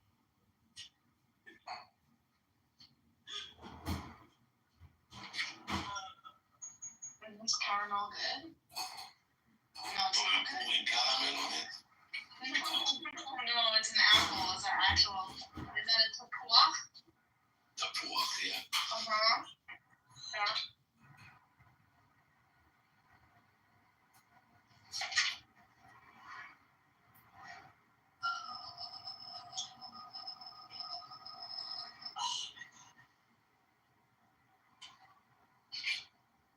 Yeah, so I think maybe he said he has PTSD from when I lost my shit. When I didn't sleep long. He sounds worried about you. And if you Yeah. stay up all night, and you're not taking medication, that's not a great sign either. So I can understand why. Take his anger as a concern. He's worried. That's a good thing. If he wasn't angry, it means he doesn't care, right? As you remember from the beginning, Danny, I told you that I have no doubt about how much he loves you. Yeah. And you need to get better. That's a scary thing to have your wife and the mother of your child, okay? Yeah. Yeah, but beyond that, he also provide, he also care, getting up in the morning, helping with the child. So, what the fuck you want? And he's cooking for her. What the fuck you want to complain about? He deserves to get sex 7 times a day, not only 3.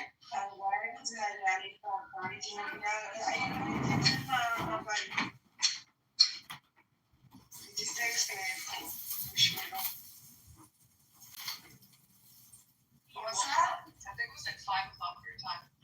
Danielle, do I need to call the hospital again?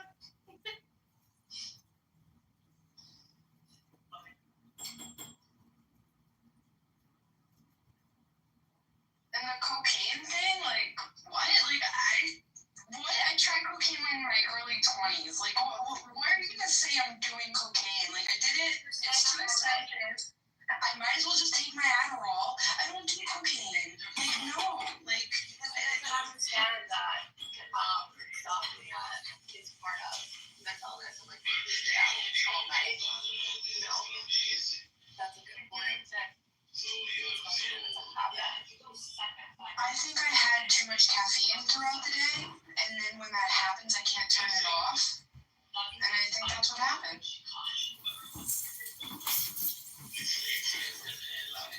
You need sleep, otherwise you don't.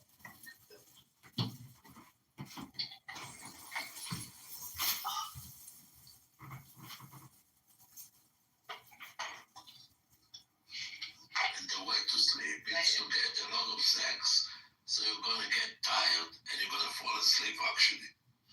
Yeah, a little bit of physical activity. Oh my god.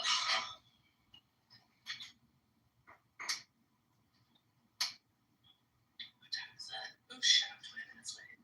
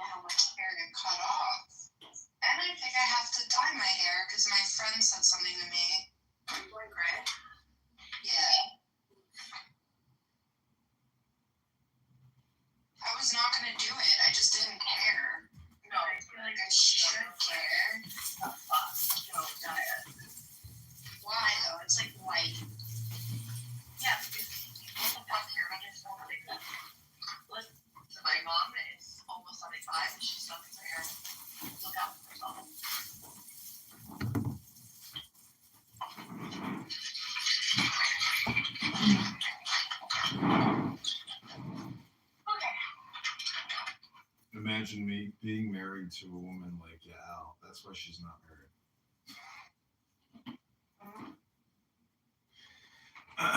All right, so I'm about to blaze for the first time this morning and drink my Birmosa and begin my Shabbos.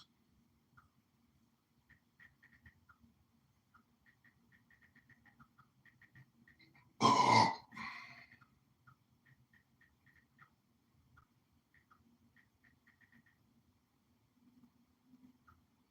Okay, do you want to try to do TikTok Tanya or YouTube Tanya? Because I'm down. I will create if you create. And together, the multiplicity of our creation will manifest the one, which is love, aka success, victory, wisdom, strength, kindness, and beauty in the hidden garden in the valley of delight.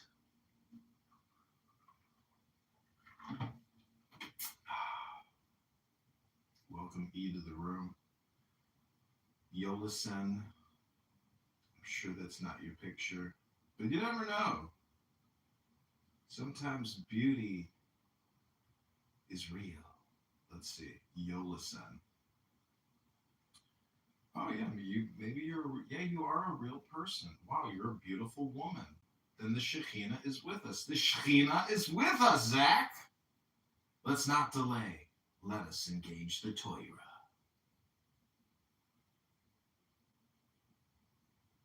Welcome, E.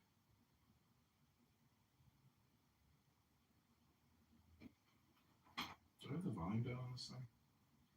Zach, are you there? E, are you here? Daniela Beck. Yola-san, are you here? Do you have anything you want to say?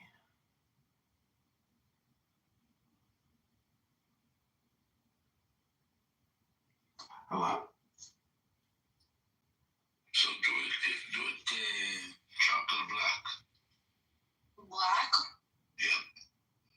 Or should I do it like red, like that filter?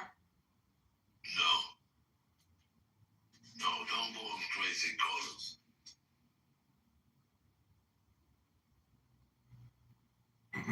Okay, this is the Bitcoin room real quick. Alright, who wants to hear my thoughts on the future? I've been thinking.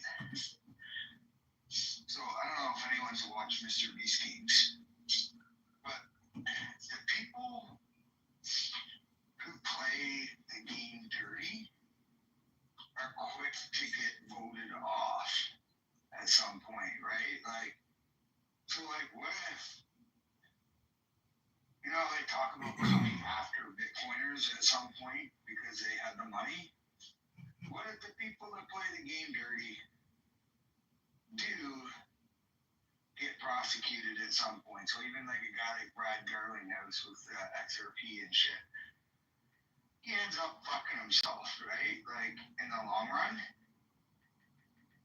But, the people who play the game too compassionately are getting fucked later in the game, too, in Mr. Beast. And I'm like, psychologically, that's just a weak.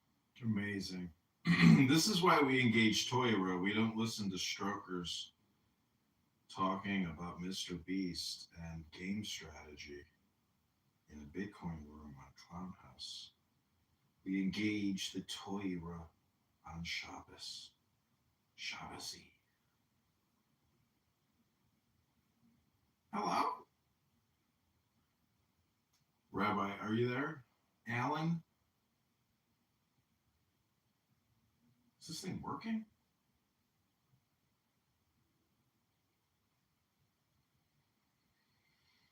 Okay, sorry, my name is not Alan, but it seems to me like I have to leave this room because I'm not sure what you're talking about. Well, you're not listening. I am absolutely listening. Shut up! Shut up! Shut up! Shut up! Shut up! You're not listening! Shut up! You're not listening! You're not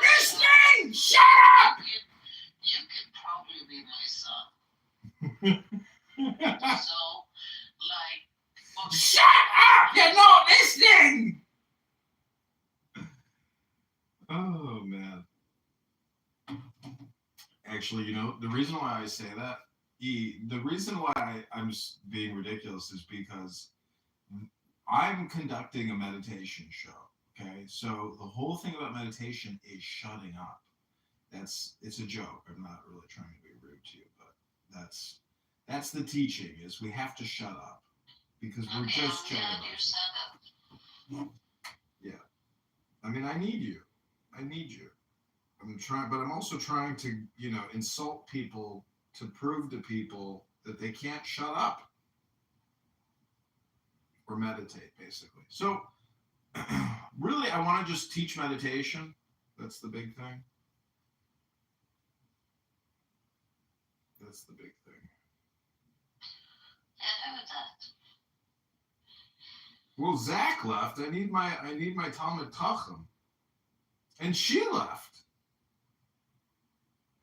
My witnesses are gone. Alan, you're all I have left.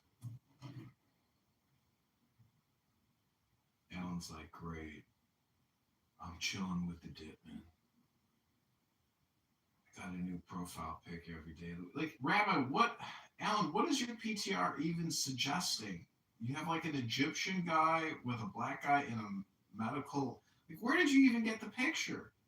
Why did you even decide to make that your PTR? You're such a perplexing man, Alan. You're so devoted to Adrian. It's just, it's inspiring.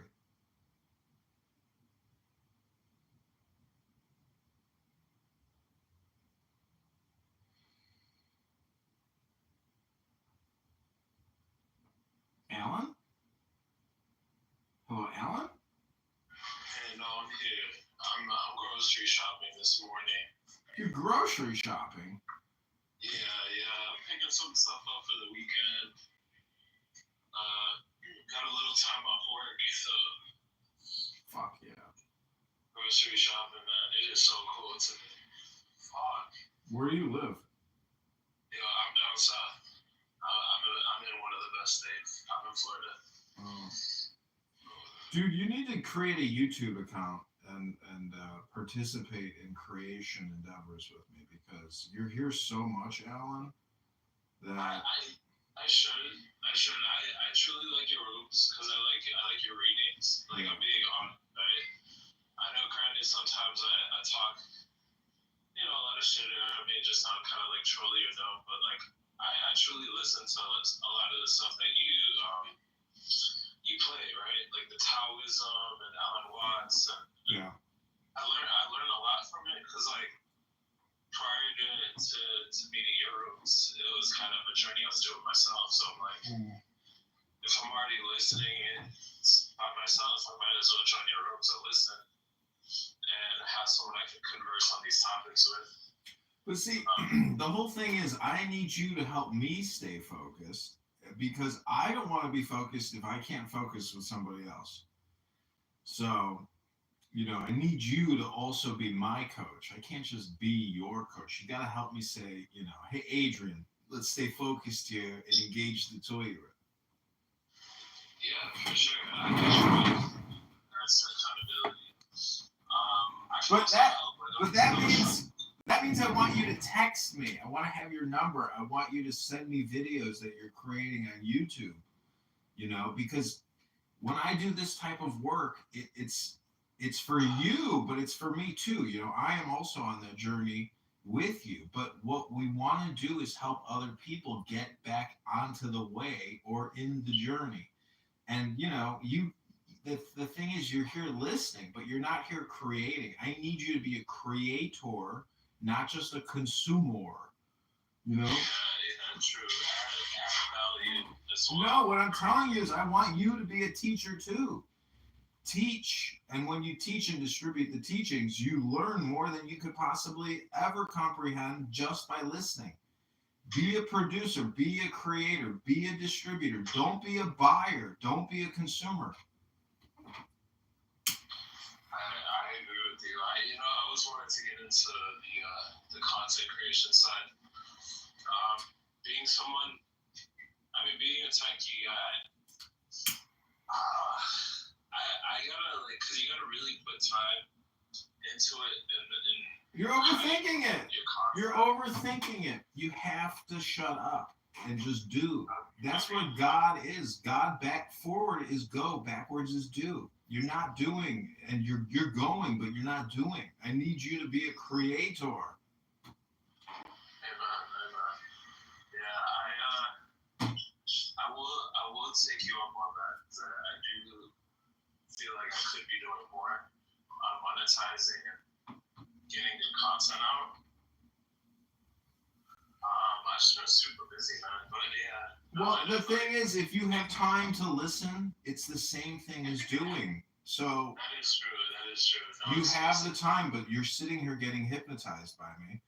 And I need you to basically redistribute. I need you to redistribute my hypnosis if you're not willing to create your own hypnosis. I have to pay attention to the audience. I have to pay attention to trying to maximize my distribution. And since you're such a devoted listener, I need you to be a creator. Just get a burner phone for $50. Yeah, well, I have a burner phone. I mean, I upgraded my phone just last year, so I still have my old phone. So I can do the the streams. I just have to know. Yeah, try to get a YouTube account with the 50 subscribers so you can start live streaming the content. Because people on the algorithm on YouTube will listen if it's good. I mean, I met Doc on here, Brian Sellers. I met him through Instagram or YouTube and reading Marcus Aurelius.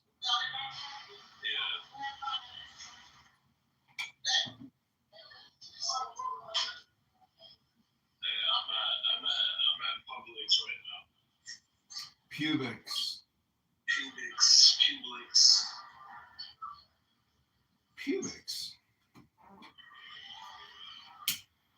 Just see, you gotta get energized. I'm starting my day off. I got my coffee. I gotta pump stuff for later.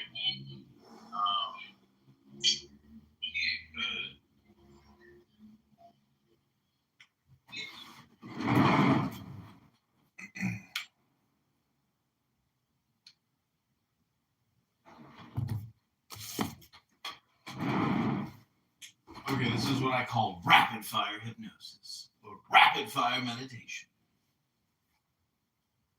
It's like speed debates. Okay, I'll read you the 10th verse of the Tao Te Ching. It's called Limitations. So take the deepest breath of the day. I don't have you in my headphones, so there may be parts I may not hear because I'm like doing all that at once. Oh, that's okay. Alan, I want you to, later today or tomorrow or the next day, I'm going to ask you to lead a meditation class. And it's basically just a combination of breathing, guided breathing, plus doing or reading from a book. So I'll post the link and you can read it. But I want you to lead the class, because once you get comfortable leading a breathing and meditation class, you can go and do it, and expand the operation. And in the process, you'll liberate yourself. You'll liberate dozens of people, over the course of a couple months.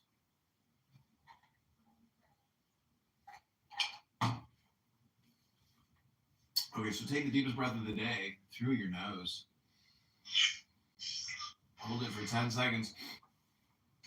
This is called Limitations. When embracing the unity of mind, body, emotions, and spiritual being, can we transcend our fragmentations without leaving a trace? When Qigong sculpts sinew suppleness, can our flesh become soft as a newborn babe? Can we cleanse the inner vision, leaving mind in spiritual purity? Can our affairs of the heart and our affairs of state be so unconditional that we grant unqualified permissibility? Can the gate to yin be opened without inviting yang? Can our reasoning mind be purged of coercion, allowing our heart its unfettered joy? Can we act like every other species, seeking no reward, taking no pride, guiding without enslaving? Such is our vision of the great integrity on whose path we have at last.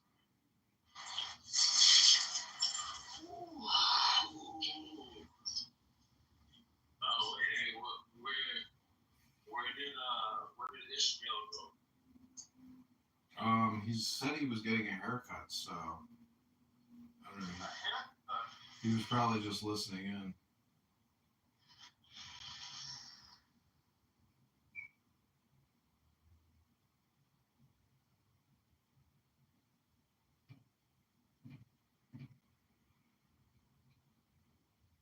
Using Robinhood Gold to get 4% APY high yield cash. Sign up now. Sharing my competitive streak with close friends, I love going head to head with them.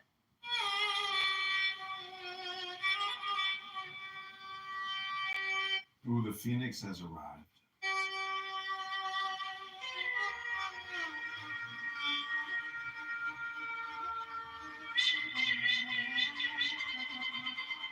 What up, Phoenix? How are you doing? I'm trying to click your profile to invite you up, but I can't seem to click your profile.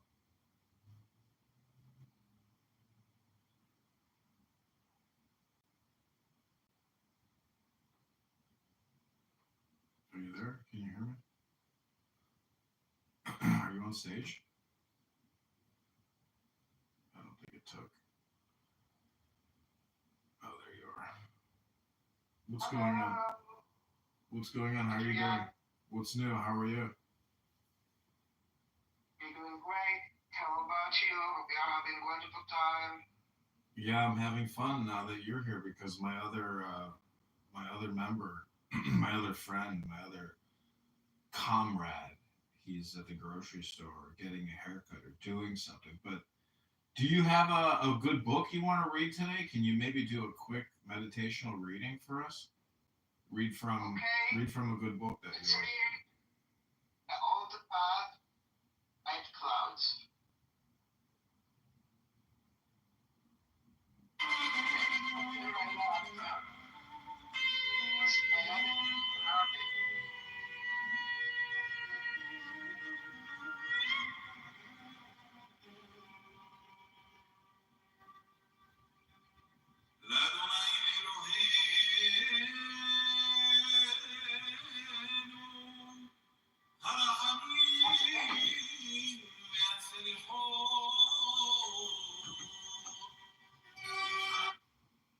What was that? You have the book? Which one? Old Path, Night Clouds. Is it by who? Alan? By Dittmann. Oh, I might, but I wouldn't be able to find it. I might have it. But go ahead, read for 3 to 10 minutes. Okay. Chapter 1. Let me connect the headphone.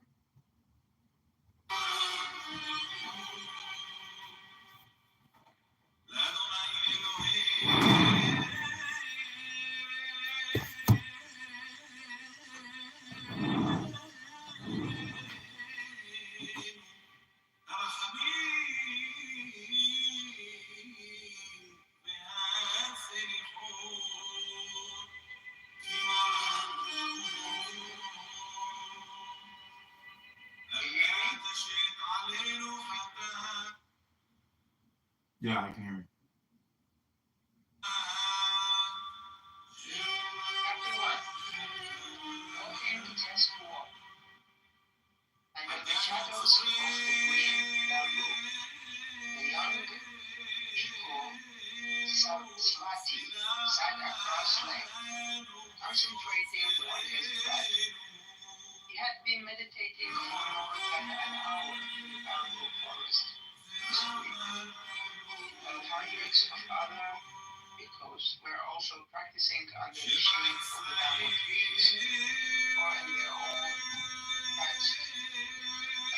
vantage points. Then teacher Gautama, whom Dittmann patiently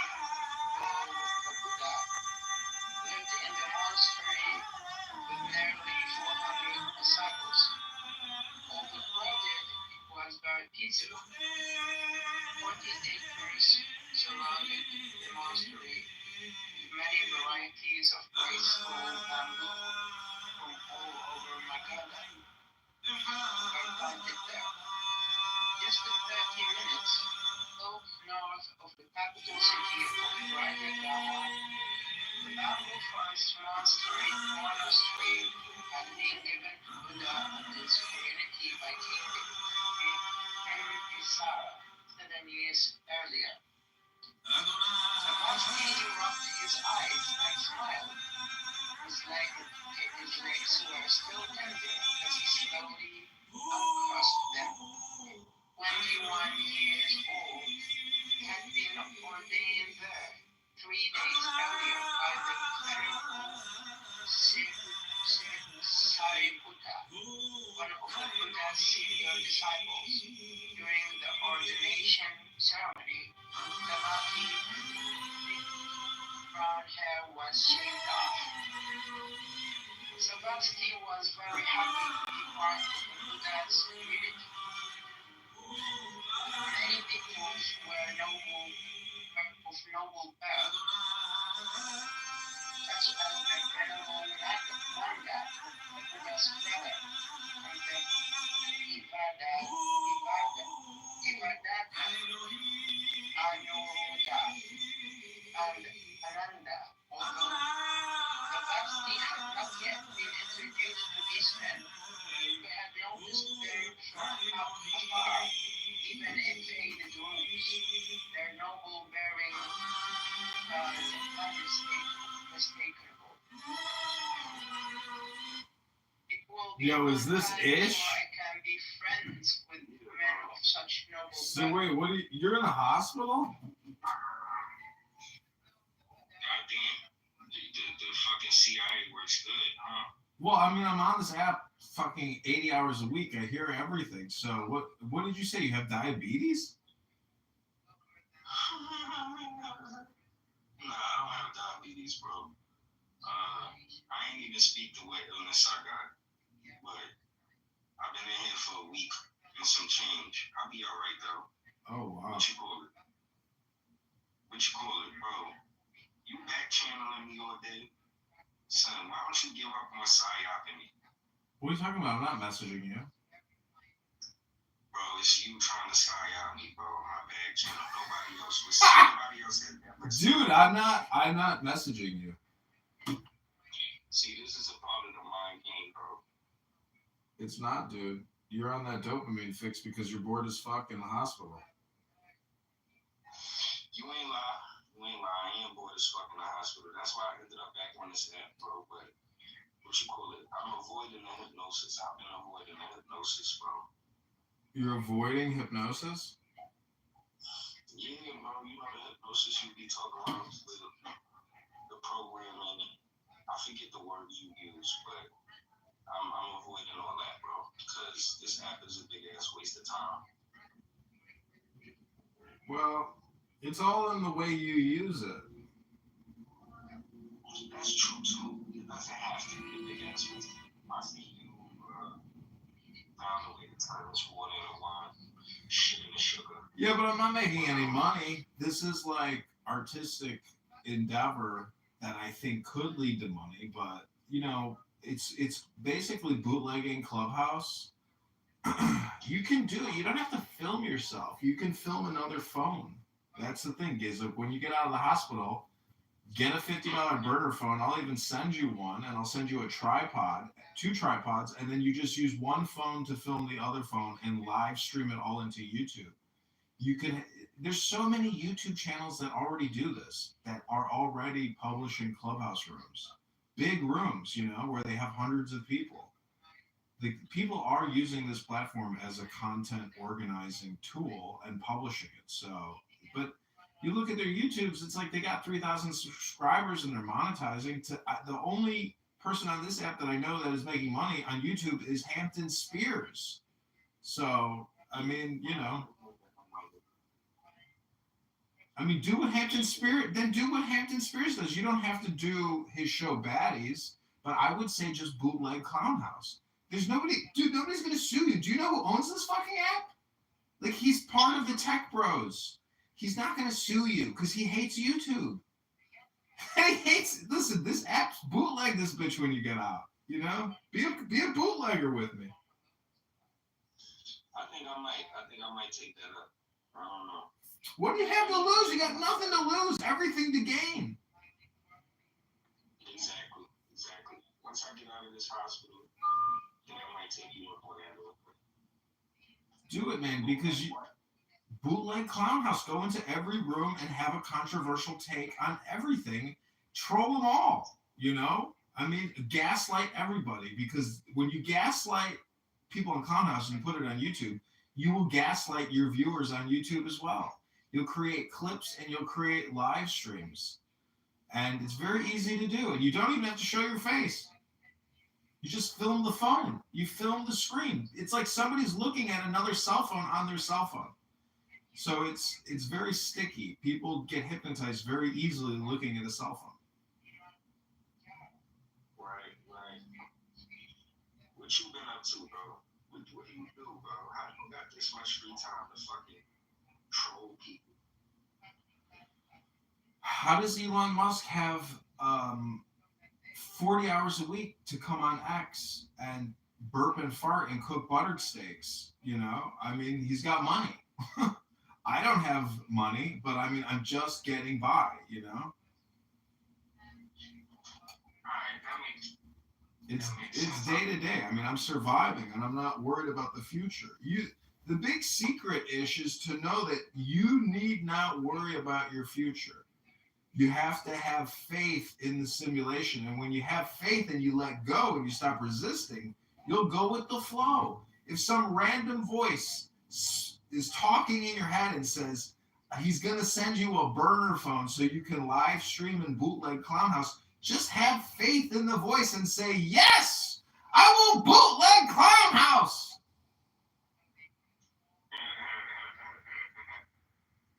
Trust me, this is like the new Coke. This is the new cigarette. This is the new cell phone. You have to capture the genie and put it back in the bottle, and then you'll have your magic wishes can come true. But you gotta capture the genie in the bottle. It's a web. You're basically a spider. Right now, I'm the spider. You're trapped in my web because I'm the green bee. And you need to play the role of the spider, capturing flies in your web and then putting them on YouTube. No one's going to hold it against you, Ish. You got nothing to lose. You got genies to capture, and you got wishes to fulfill. You know, you want to have a well-to-do life, a good standard of living, and a happy life. You know, you want your dopamine too, but you got to be in the dopamine cartel. You're not in the cartel yet. So I'm offering you an invitation to join the dopamine cartel, sir. I got a fly in my web. Listen, this is a guy in Mecca. I have an agent in Mecca reading hypnosis right now. Listen to this. Studied the Dharma with him. 10 years earlier, when Savasti had first met the Buddha, he expressed his wish to study with him. And the Buddha had agreed to accept Savasti as a disciple. Now that Savasti was 21, the Buddha had returned. He had not forgotten his promise. Rupak led the buffaloes back to Mountain Ramphal. Mr. Ramphal, their owner. The Buddha sat outside Savasti hut on a small stool, while the bhikkhus stood behind with earthen walls and attached food. Savasti's tiny home was not large enough for everyone to come inside. Baba told Savasti. Anyways, Ish, let me read you some hypnosis on healing your physical problem by helping you with your psychology.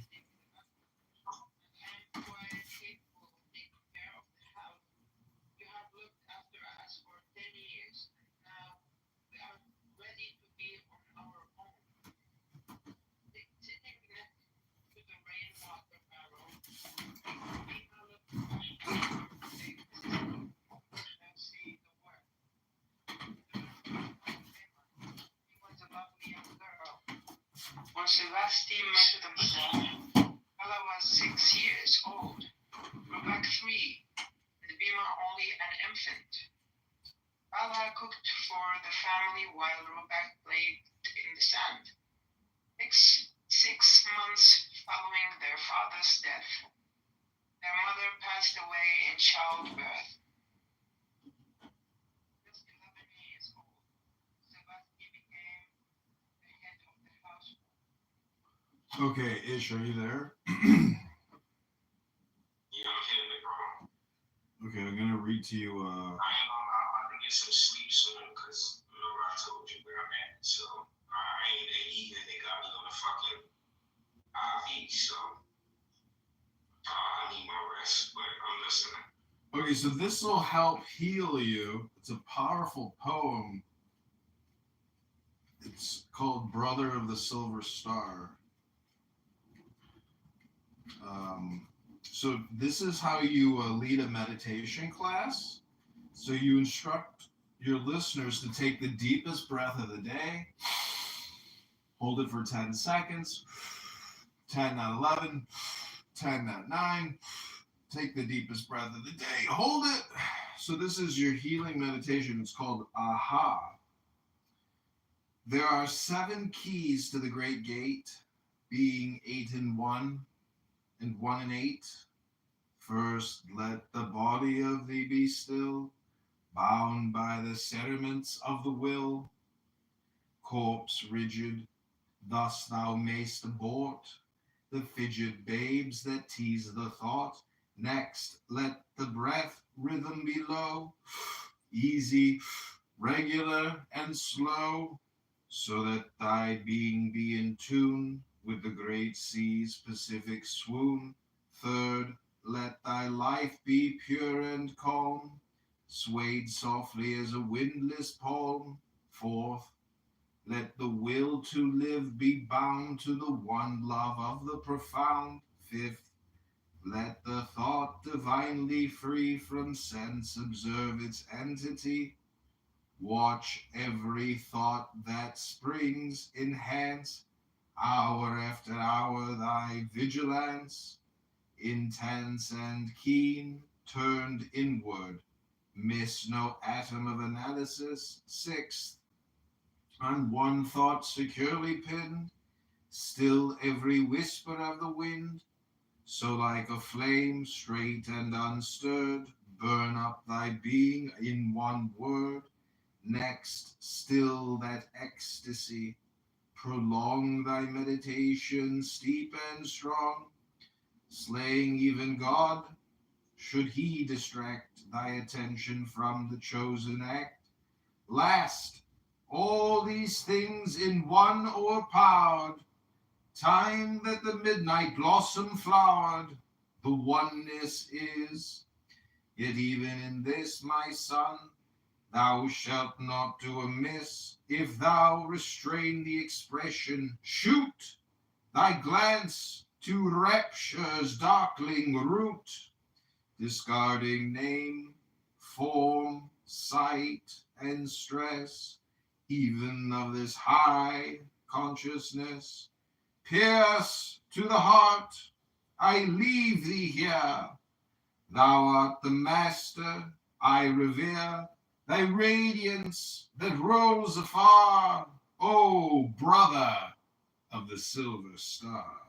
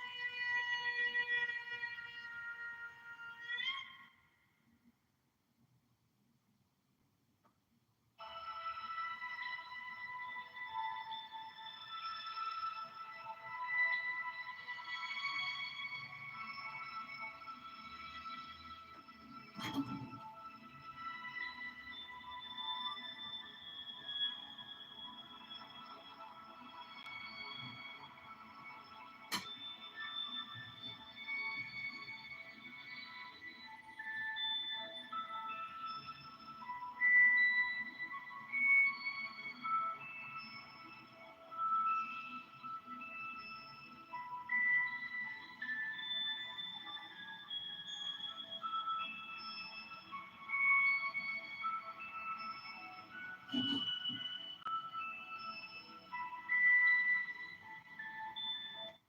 professional invoices and get paid faster with the QuickBooks mobile app.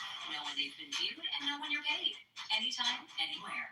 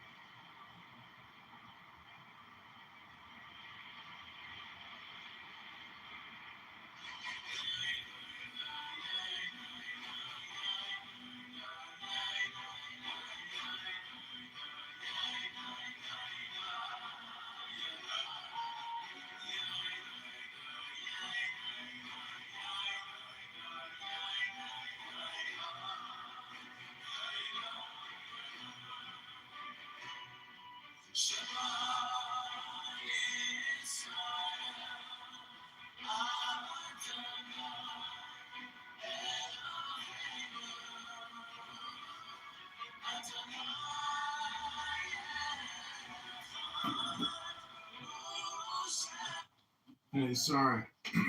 Sorry, somebody in the hospital called me. They needed a special prayer poem. Oh, okay. Yeah, you were reading about the Buddha, right? Yeah, I don't know when you left. Well, that's okay. You gotta remember, this is for you as well. You have to do this on your own. You need to create a room and read books to people. I can't because my work. No, when you can, because you spend a lot of time here talking. You need to stop talking and start reading to people here and organize it. You got a big profile. You got a lot of people that will come to your room, you know? So you need to educate people, and in the process, you educate yourself. But it's very boring to do it by yourself. You know, that's why you felt like you were abandoned. Because, We are social animals. Yeah, but the concept is that where two or more are gathered to study, the presence will be felt. So when I left, it wasn't just me, it was like the presence leaving because you were studying by yourself. So yeah, if you want to keep reading, go ahead. You can continue where you left off. You don't have to go back. Right? Huh? Then you leave again. No, I won't leave this time. Just go finish. You don't have to go back. Just start from where you left off. Okay. Brother, and then she he didn't want Sebastian to feel sad. I would like their life. But it was enough for Sebastian to see him smile. We appreciate it. Early the next morning, we got out of Sebastian's friend and said goodbye. She has seen the Buddha when she was on way to the river. We told her that Sebastian is younger than once. Sujata, the daughter of his head, was 2 years older than Sebastian. She too had met Gautama before he became the Buddha. Sujata taught Sebastian's jar of herbal medicines. Ate with him. This only 15 minutes the Buddha and his disciples arrived. Sebastian's brother and sister were already awake to see their brother home. Proposed gently to each of them, urging them to be strong and to take care of each other. He promised that whenever he was nearby, he would stop in Venezuela to visit them. Sebastian's family and Sujata walked to the Buddha on the doctors in the river bank. There they joined their vows to say goodbye to them. Sebastian was overcome with both fear and Avoiding hypnosis, bro. There was You're avoiding hypnosis? This was the first time he had ever left Ruvela. The Buddha said it would take 10 days to reach Rajagaha. People traveled more quickly But the Buddha and his bhikkhus walked slowly and with great ease. As Sebasti's pace slowed down, his heart quieted. He was wholeheartedly immersing himself in the Buddha, the Dharma, and the Sangha. And this was his path. He turned around for one last glimpse of the only land and people he knew, and he saw Sujata and his family as mere specks merging with the shadows of the forest tree. Deemed Savasti that the Buddha walked just to enjoy the walking, unconcerned about arriving anywhere at all. So it was with all the bhikkhus. No one seemed anxious or impatient to reach their destination. Each man's steps were slow, balanced, and peaceful. It was as if they were taking a pleasant stroll together. No one ever appeared tired, and yet they covered a good distance each day. Each morning, they would stop in the nearest village to beg for food. They walked along the streets in a single line with the Buddha at the head. The Vasti came last, just behind Rahula. They walked with quiet dignity, observing each breath and each step. Once in a while, they would stop while villagers placed offerings of food in their bowls. Some villagers knelt by the side of the road in respect, and as the bhikkhus received the food, they quietly recited prayers for the people. When they finished begging, they slowly left the village to find a place beneath some trees or in grassy meadow where they could eat. They sat in a circle and divided the food equally, careful to fill anyone's bowl that was still empty. Rahul filled the jug with water from a nearby stream and respectfully carried it to the Buddha. After the Buddha joined his palms together to form what looked like a lotus flower, Rahula poured the water over the Buddha's hands and rinsed them clean. He did the same for everyone else. Coming last to Savasti, as Savasti did not yet have a bowl, Rahula placed half of his own food on a fresh banana leaf and gave it to his new friend before eating. The bhikkhus joined their palms and chanted together.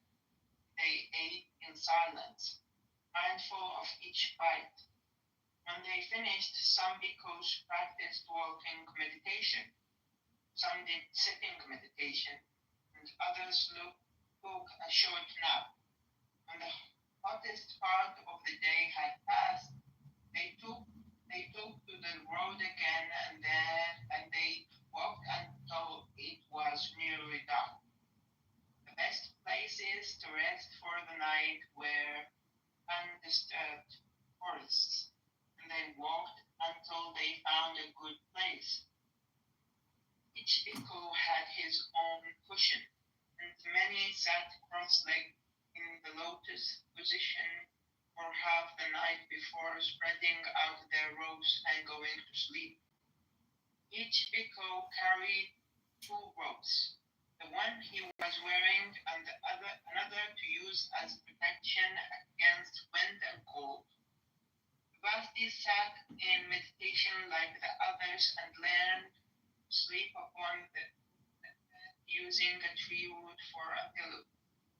When Sebastian awoke the next morning, he saw the Buddha and many of the bhikkhus already sitting peacefully in meditation, radiating profound calm and majesty.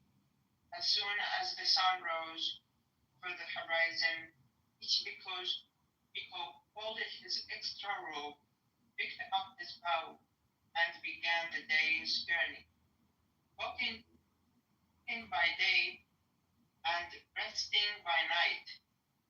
Twice 10 days before they reached Rajagaha, the capital of Magadha.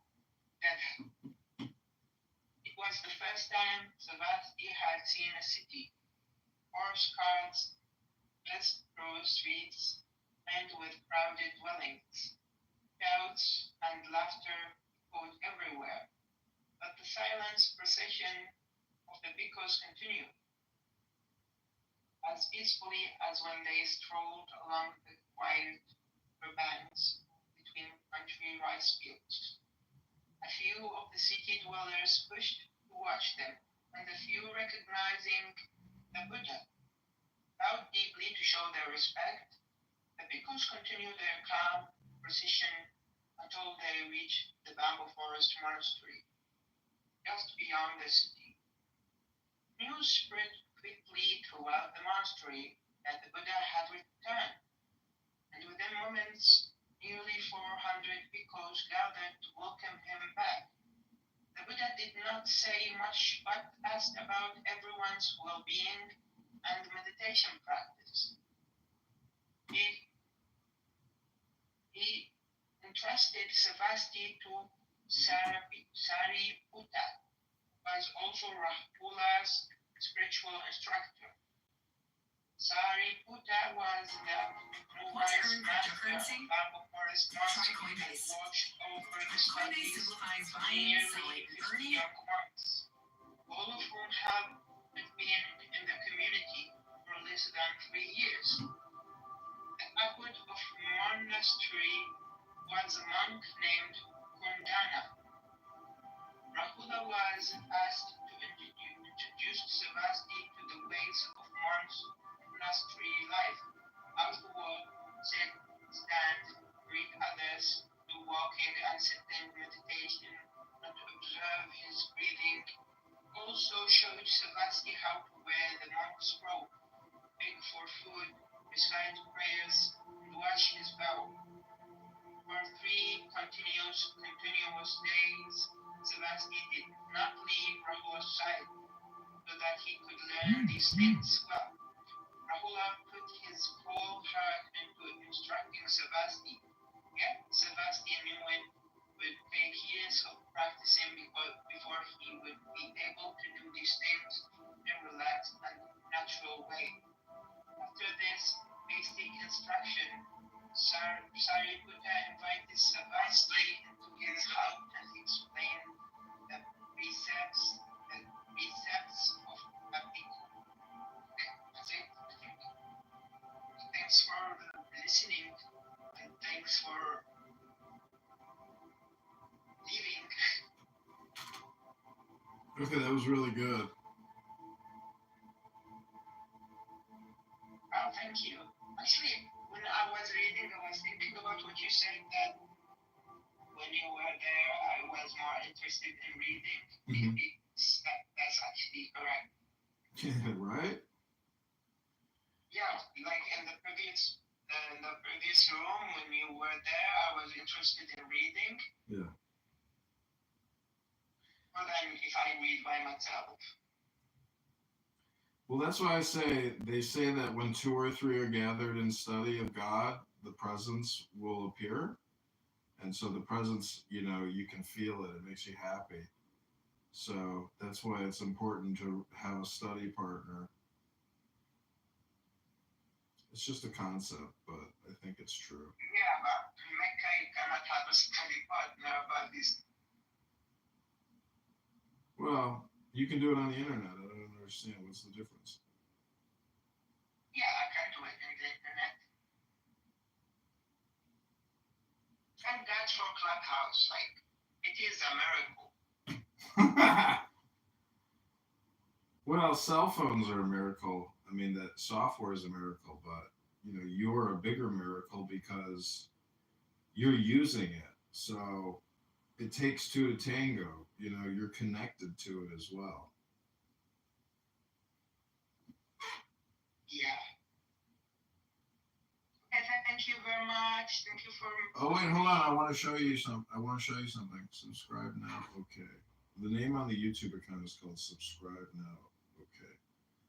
Subscribe now. Okay. It's your video.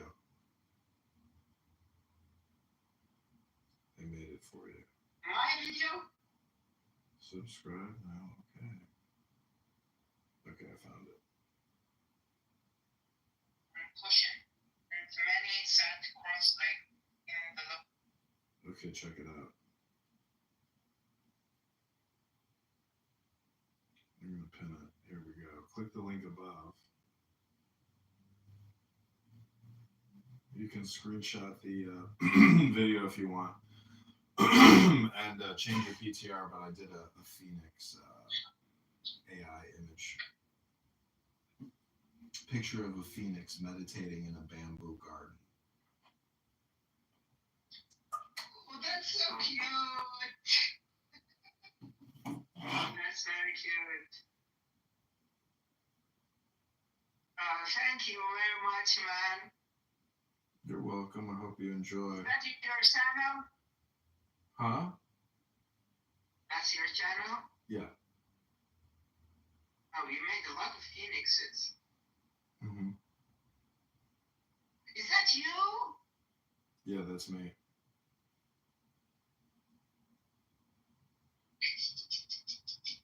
You look very handsome, man. Oh my God, you are kissing yourself. Oh, Trump.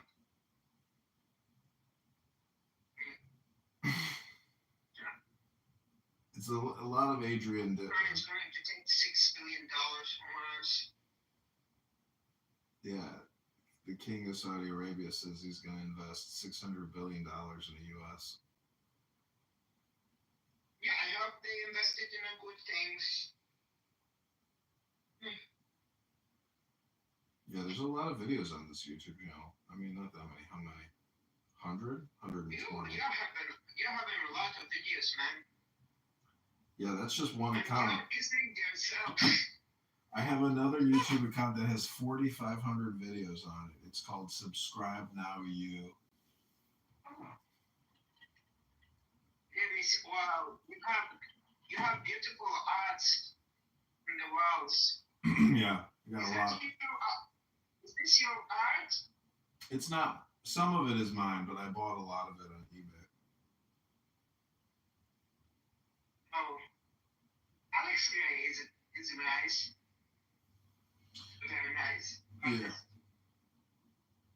There are also a lot of people in Instagram.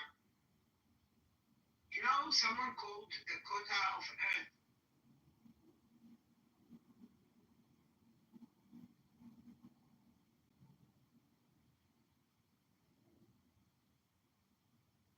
Okay, I'm gonna play some meditation music here. This man is not a. This man is not a good man. Who? The one who makes like this movement in his eyes.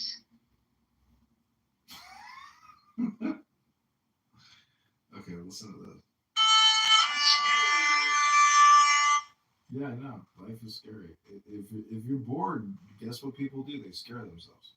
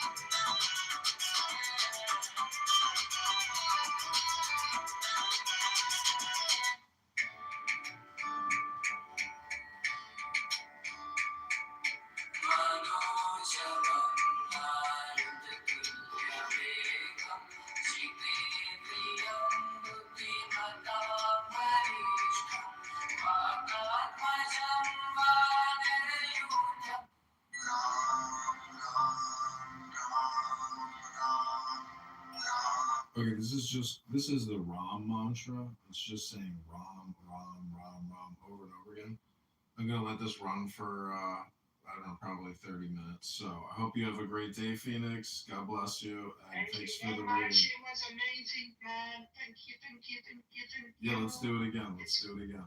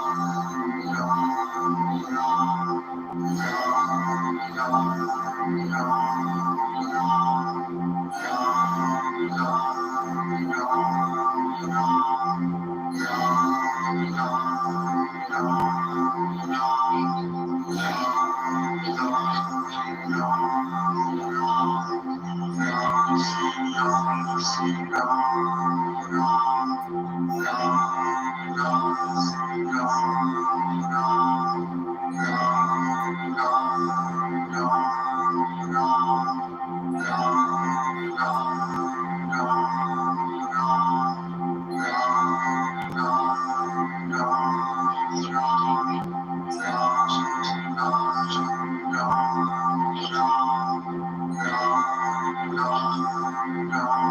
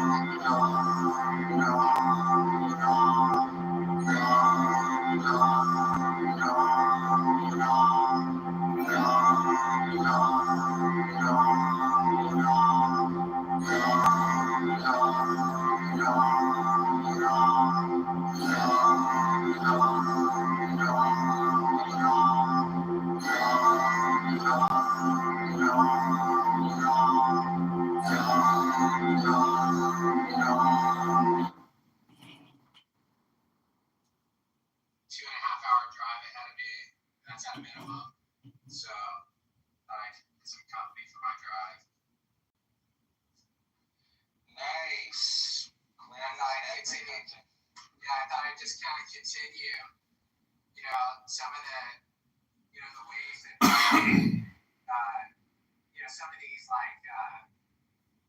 trigger words, I saw this really funny reel earlier this morning. Hi, Daniel, and hi to our resident IRGC, apologist and or collaborator, however you want to call yourself. But you can speak Palestinian. I'm going to teach you how to speak Palestinian. It's very easy. Colonialism, ethnic cleansing, genocide, collective punishment. Just give the mic to Sylvan. Just give the mic to Sylvan. Let it speak for a minute, and you can learn it really fast. Yeah. So I just thought we would continue and talk about Another one that the words which have a very distinct Palestinian origin, which is ethnic cleansing. And my thoughts of why we should talk about ethnic cleansing actually comes from today's Dan Senor Call Me Back podcast, which I really encourage people to listen to because there's some great information on there.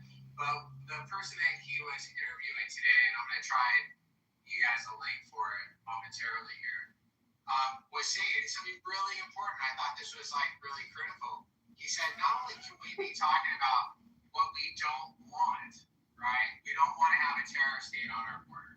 We don't want to have, Hamas and jihadists living amongst us and on our border. We don't want to have a security threat. He said, what we do have to talk about is what we do want. Can we look at a path forward? And it just comes as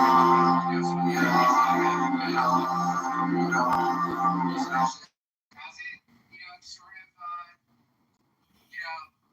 connects to the Palestinian origin word of ethnic cleansing, because I think that this could be part of our solution moving forward. Because if we were to Daniel, that is such a genocidal thing to say. Then the peaceful Palestinian people who are not jihadists and terrorists can actually live in peace and have a good life.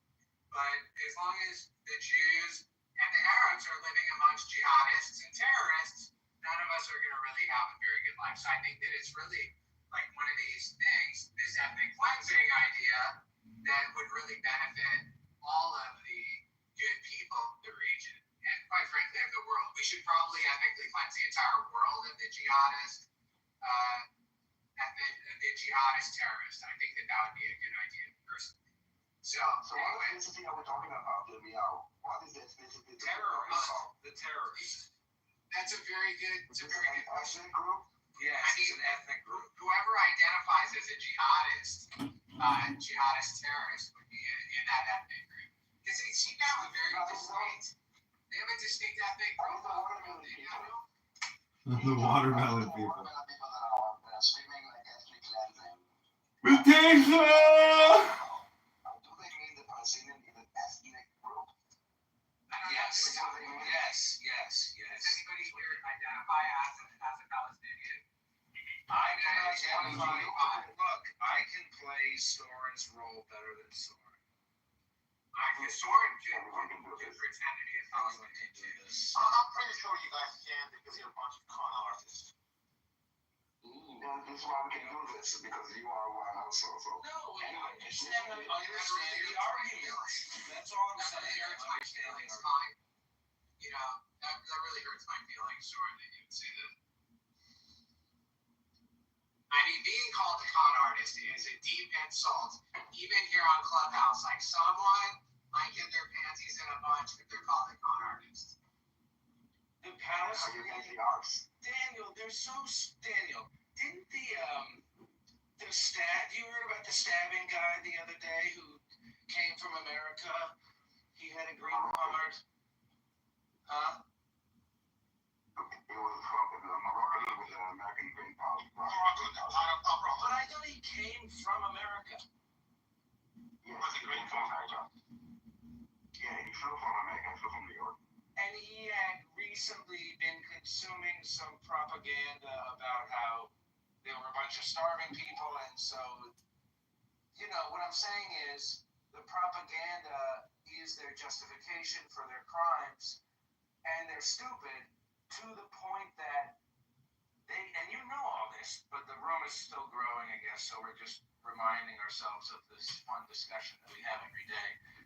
But do you really think that the Palestinians are the Philistines? Are the Greek argument again?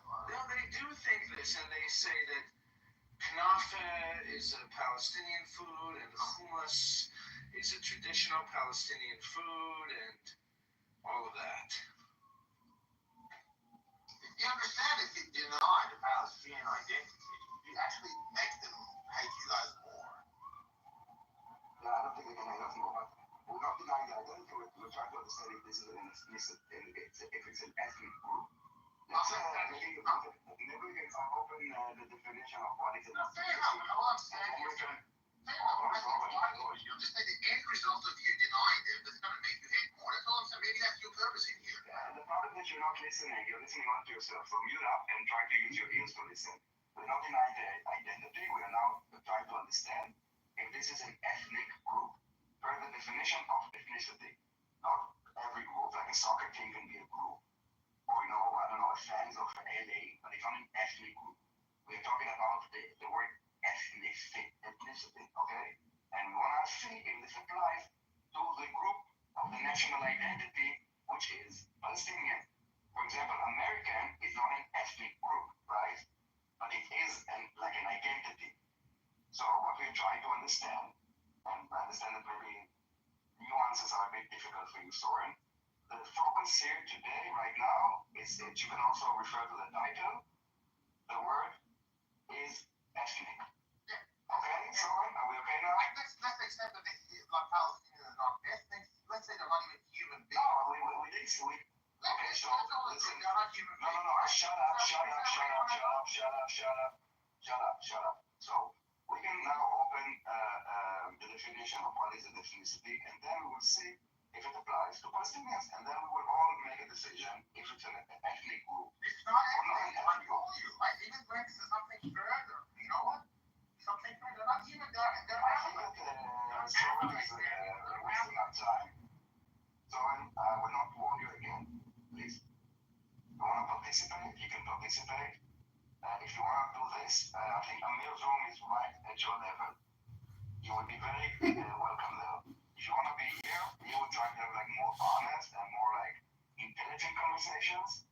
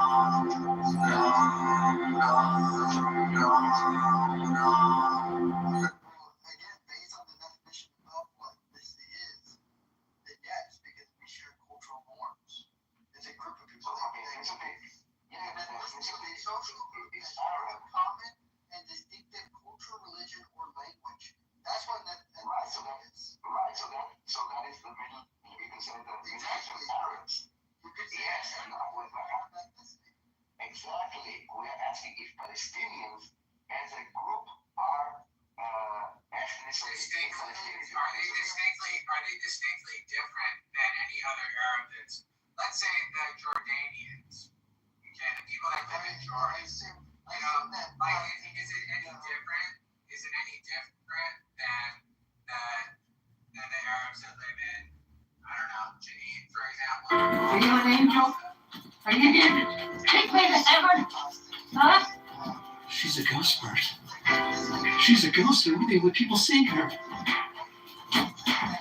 Maybe we're dead too. I bet you didn't really beat that train at the crossing and we got hit. Damn you, Bert. I had so much to live for. I never saw Breaking Bad. I was saving it. Why did I save it? Do you see an extremely old woman on the porch? No, Virginia? Yeah, I see it. So the shotgun aimed at your head. Not a concern for you? Nah, the gun's empty. We do this every day. She's harmless. Hasn't left the house in years. She thinks she's dead and she waits for angels to come get her. Who the hell are you? Are you an angel? No, my name is Bert. I'm gonna take you home with us. You're gonna meet your daughter. I ain't got no daughter now. Shit! Look, I know there aren't any bullets in the gun, so. Are you an angel?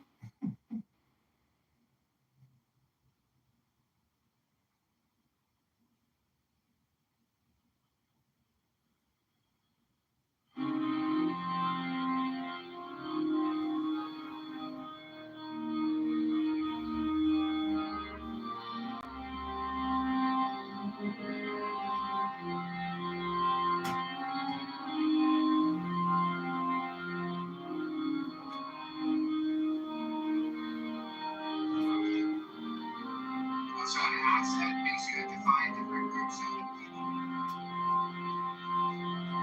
Hare Krishna, Hare Krishna, Krishna Krishna, Hare Hare, Hare Rama, Hare Rama, Rama Rama, Hare Hare.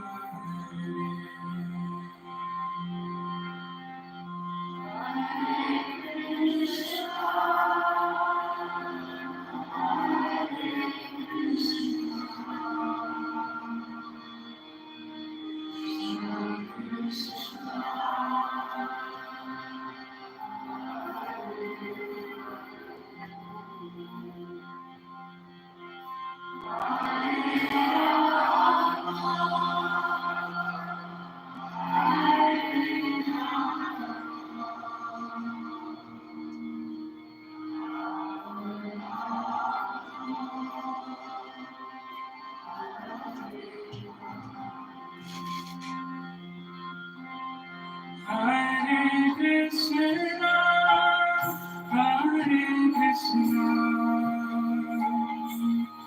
Krishna Krishna, Hare Hare, Hare Rama, Hare Rama, Rama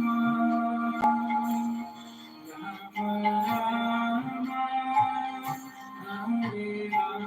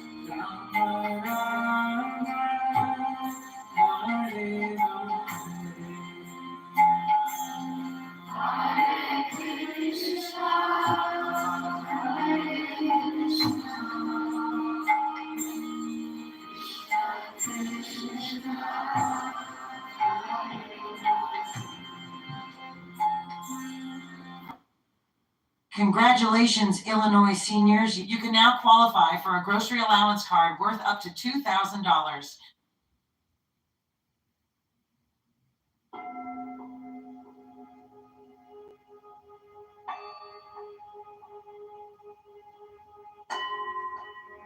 Namyo Renge-kyo, Namyo Renge-kyo, Namyo Renge-kyo. Yo Renge-kyo, Hobe-Bodani. Niji Zayzon Juzan Mayan Joni Kingo Yaril Joguji Ejin Jen Mario Goji Eman Ange Nanyo Hizai Shoman Yoji Buzio Ticho Richa Gabin Zojin Yon Nizan Man Nikamu Jojo Buzdin Jojo Buzamorio Joho Kim Yu Jojin Jojo Buman Jojo Jin Denmi Goku Wazam Kicho Sudaway Junam Gecho Eskunju Yira Juju Hinan Jojo Hiyu Koe Kamyo Mojo Homan and Jojo Jojo Richo Sekjo Richo I'm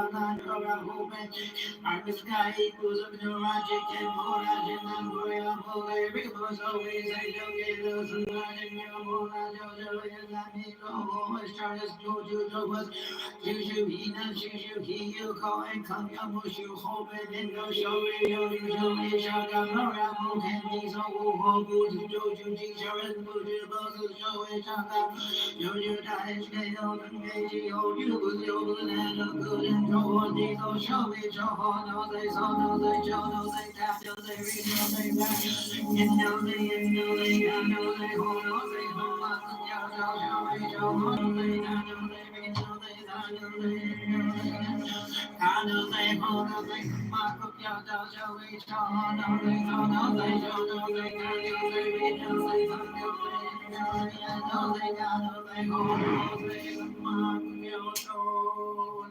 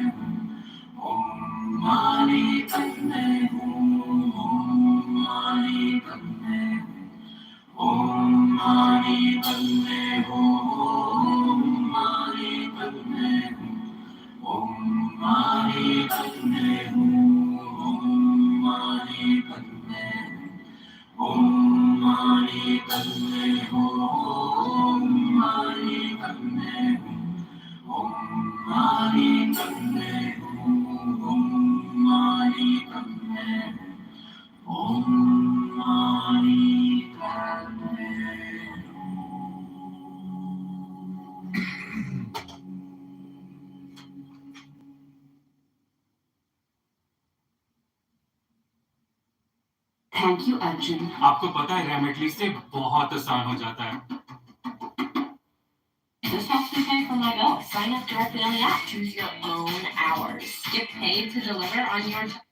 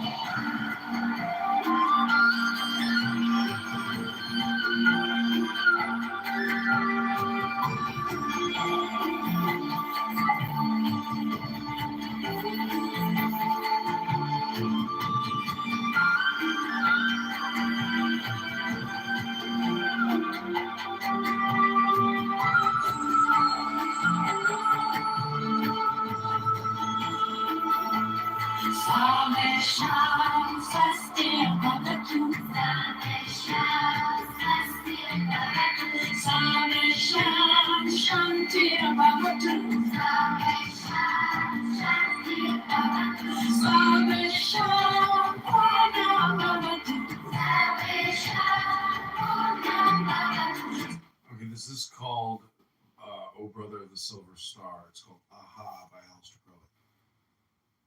There are 7 keys to the great gate, being 8 and 1 and 1 and 8. First, let the body of thee be still, bound by the sediments of will. Corpse rigid thus thou mayst abort the fidget babes that tease the thought. Next, let the breath rhythm be low, easy, regular, and slow, so that thy being be in tune with the great sea's pacific swoon. Third, let thy life be pure and calm, swayed softly as a windless poem. Fourth, Let the will to live be bound to the one love of the profound. Fifth, let the thought divinely free from sense observe its entity.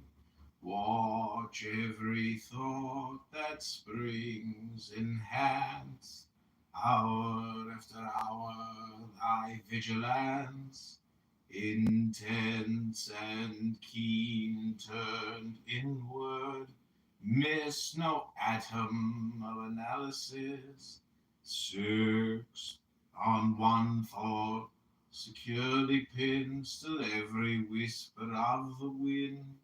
So like a flame straight and unstirred, burn up thy being in one word. Next, still that ecstasy prolong, thy meditation steep and strong, slaying even God. Should he distract thy attention from the chosen act, last all these things in one overpowered time, let the midnight blossom flowered. The oneness is, yet even in this, my son, thou shalt not do amiss. If thou restrain the expression, shoot thy glance to rapture's darkling root, discarding name, form, sight, and stress, even of this high consciousness, pierce to the heart. I leave thee here. Thou art the master. I revere thy radiance that rolls afar, O brother of the silver star.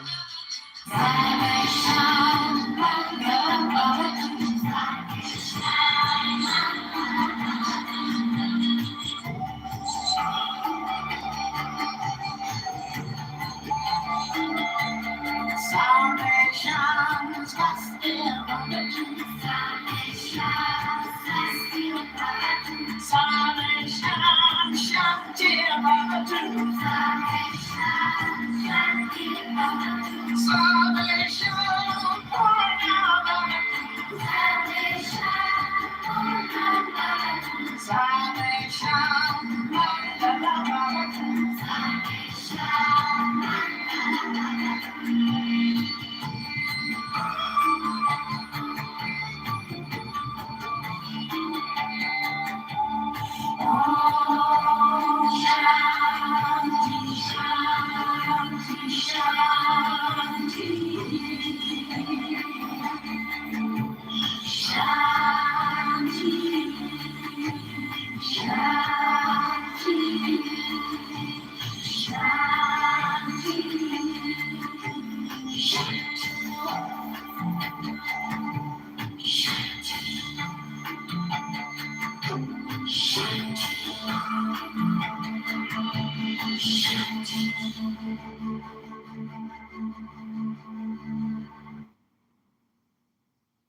The main difference between the teeth in a day process and Nuvia's 24-hour process is that with Nuvia,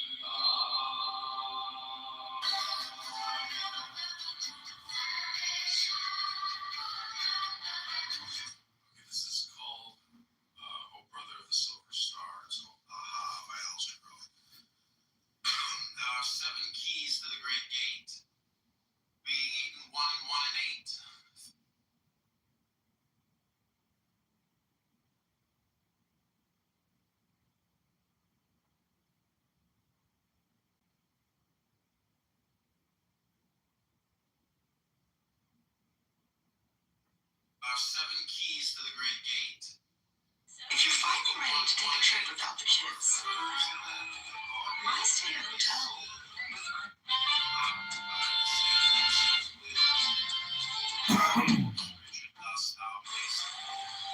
The fidget babes that tease the floor.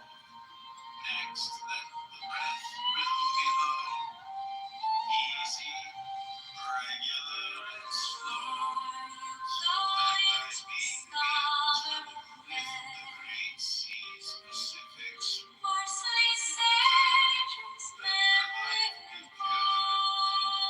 Sweet soft waves of windless boat.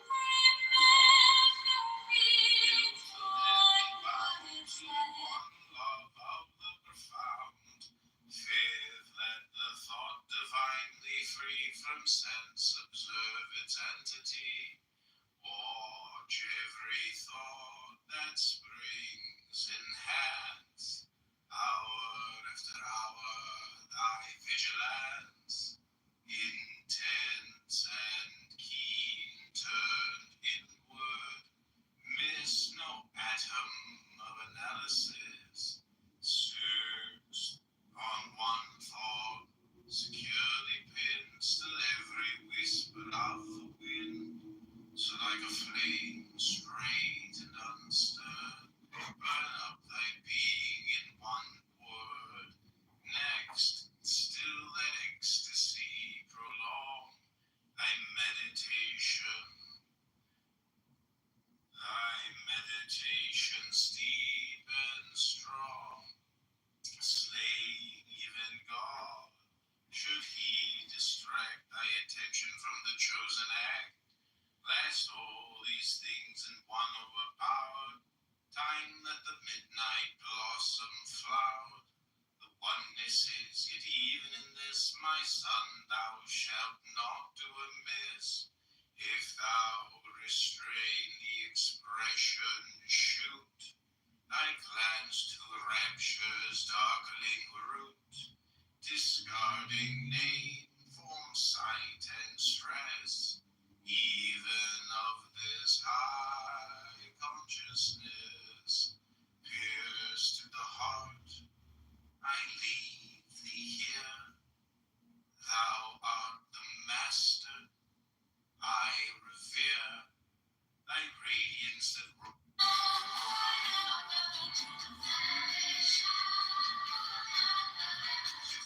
this is called Oh Brother of the Silver Stars.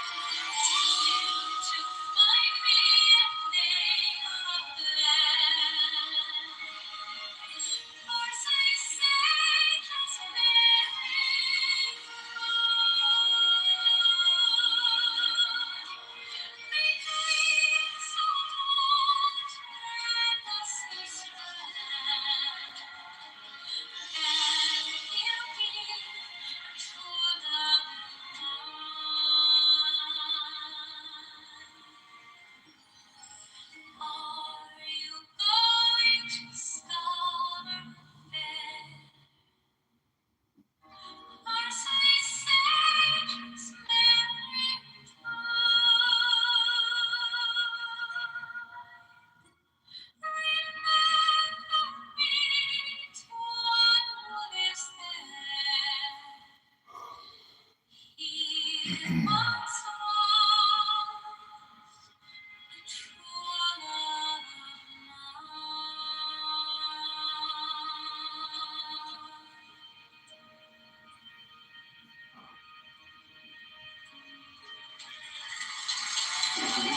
is that your new book? Yeah. Look at this. I'm giving this book away this Sunday for free.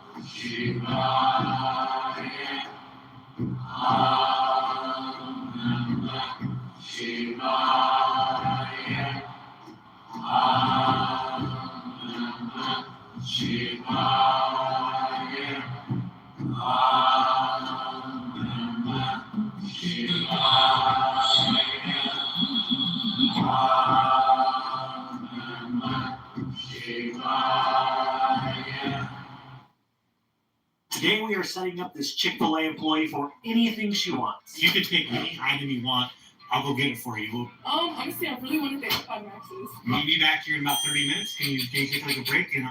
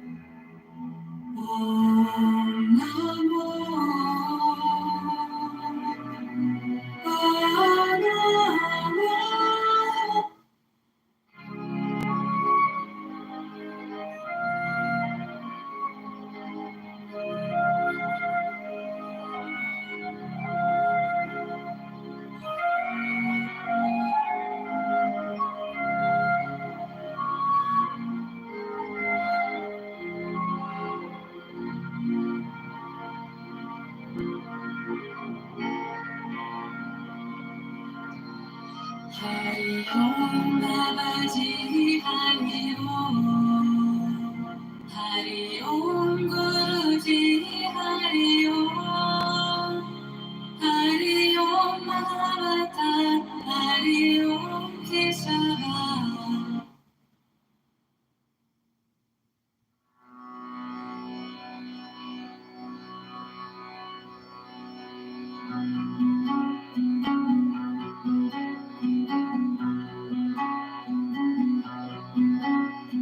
Sare sa sa sare sa sa sare sa sa saram. Hare Hare Hare Hare Hare Hare Hare Hare Hare Ram. Sare sa sa sare sa sa sare sa sa saram. Hare Hare Hare Hare Hare Hare Hare Hare Hare Ram.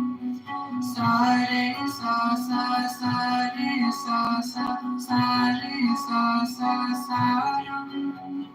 Hare Hare Hare Hare Hare Hare Hare Hare Ram. Sare sa sa sare sa sa sare sa sa saram.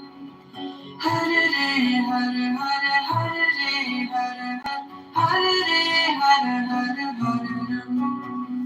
Sare sa sa sare sa sa sare sa sa saram. Hare Hare Hare Hare Hare Hare Hare Ram. Sare sa sa sare sa sa sare sa sa saram. Hare Hare Hare Hare Hare Hare Hare Ram. Sare sa sa sare sa sa sare sa sa saram. Hare Hare Hare Hare Hare Hare Ram. Sare sa sa sare sa sa sa.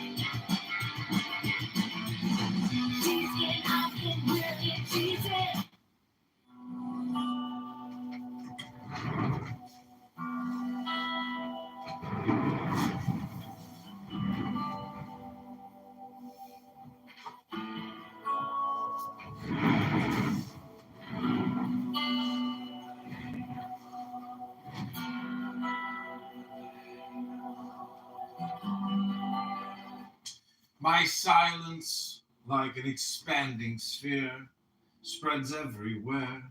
My silence spreads like a radio song, above, beneath, left and right, within and without. My silence spreads like a wildfire of bliss. The dark thickets of sorrow and the tall oaks of pride are all burning up. My silence, like the ether, passes through everything, carrying the songs of earth, atoms, and stars into the halls of his infinite mansion. Let me not drug myself with the opiate of restlessness. Beneath the throb of my heart, may I feel the presence of God's peace. I will fill my heart with the peace of meditation. I will pour heartfuls of my joy into peace-thirsty souls. All spiritually successful persons such as Jesus, Babaji, Lahiri Mahasaya, Sri Yukteswar, Swami Shankara, and other masters are manifestations of our one Father God. I am happy in the thought that my spiritual ambition to realize unity with God is one that has already been attained by all great masters. Each day I will meditate more deeply than yesterday. Each tomorrow I will meditate more deeply than today. I will meditate during most of my leisure hours. O Lord, with the soft touch of intuition, I will tune my soul radio and rid my mind of static restlessness, that I may hear thy voice of cosmic vibration, the music of atoms, and the melody of love vibrating in my superconsciousness. Today I will seek thee, O Father, as the ever-increasing bliss of meditation. I will feel thee as boundless joy throbbing in my heart, finding thee. I shall find all things I crave through thee. Teach me to find thy presence on the altar of my constant peace and in the joy that springs from deep meditation. Bless me that I may find thee in the temple of each thought and activity, finding thee within. I shall find thee without in all people and all conditions. Teach me to feel. Silence, like an expanding sphere, spreads my silence like an expanding sphere. This is called trance meditation.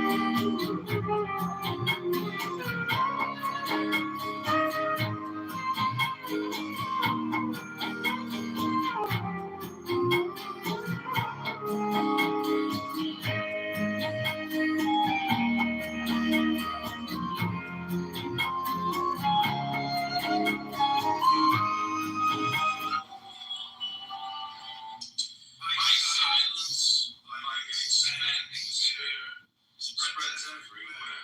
My silence spreads like a radio song, above, beneath, left and right, within and without.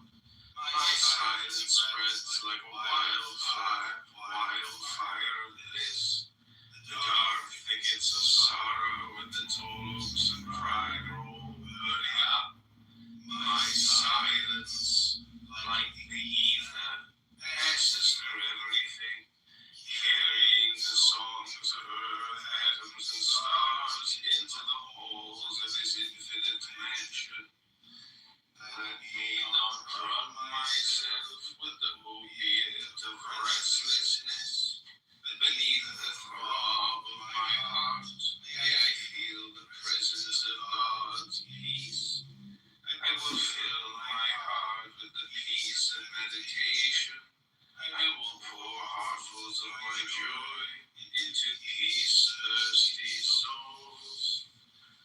All spiritually successful persons such as Jesus, Babaji, Lahiri Mahasaya, Sri Yukteswar, Swami Shankara, and other masters are manifestations of our one Father God.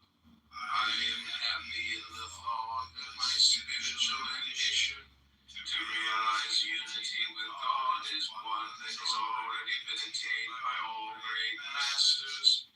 Each day I will meditate more deeply than yesterday. Each tomorrow I will meditate more deeply than today. I will meditate during most of my leisure hours. Oh Lord, with the soft touch of intuition, I will tune my soul radio and rid my mind of static restlessness, that I may hear the voice of cosmic vibration, the music of atoms, and the melody of love vibrating in my superconscious earth. Today I will seek thee, O Father, is the ever-increasing bliss of meditation. I will feel thee, boundless joy throbbing in my heart, finding thee. I shall find all things I crave through thee. Teach me to find thy presence on the altar of my constant peace and in the joy that springs from deep meditation. Bless me that I may find thee in the temple of each thought and activity, finding thee within. I shall find.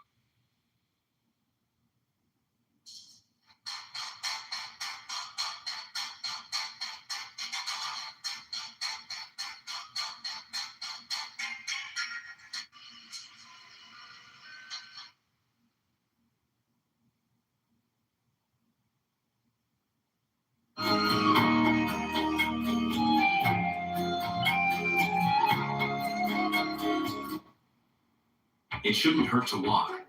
Since 2015, the Joint Relief Institute has been Chicagoland.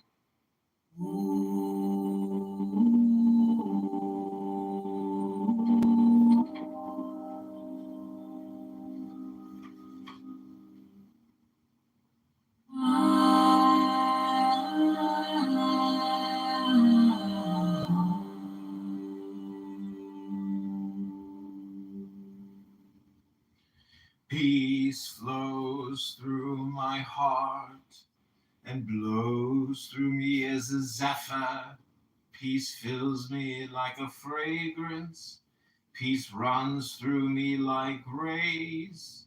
Peace stabs the heart of noise and worries. Peace burns through my disquietude. Peace, like a globe of fire, expands and fills my omnipresence. Peace, like an ocean, rolls on in all space. Peace, like red blood, vitalizes the veins of my thoughts. Peace, like a boundless aureole, encircles my body of infinity. Peace flames blow through the pores of my flesh and through all space. The perfume of peace flows over the gardens of blossoms. The wine of peace runs perpetually through the winepress of all hearts. Peace is the breath of stones, stars, and sages. Peace is the ambrosial wine of spirit flowing from the cask of silence, which I quaff with my countless mouths of atoms.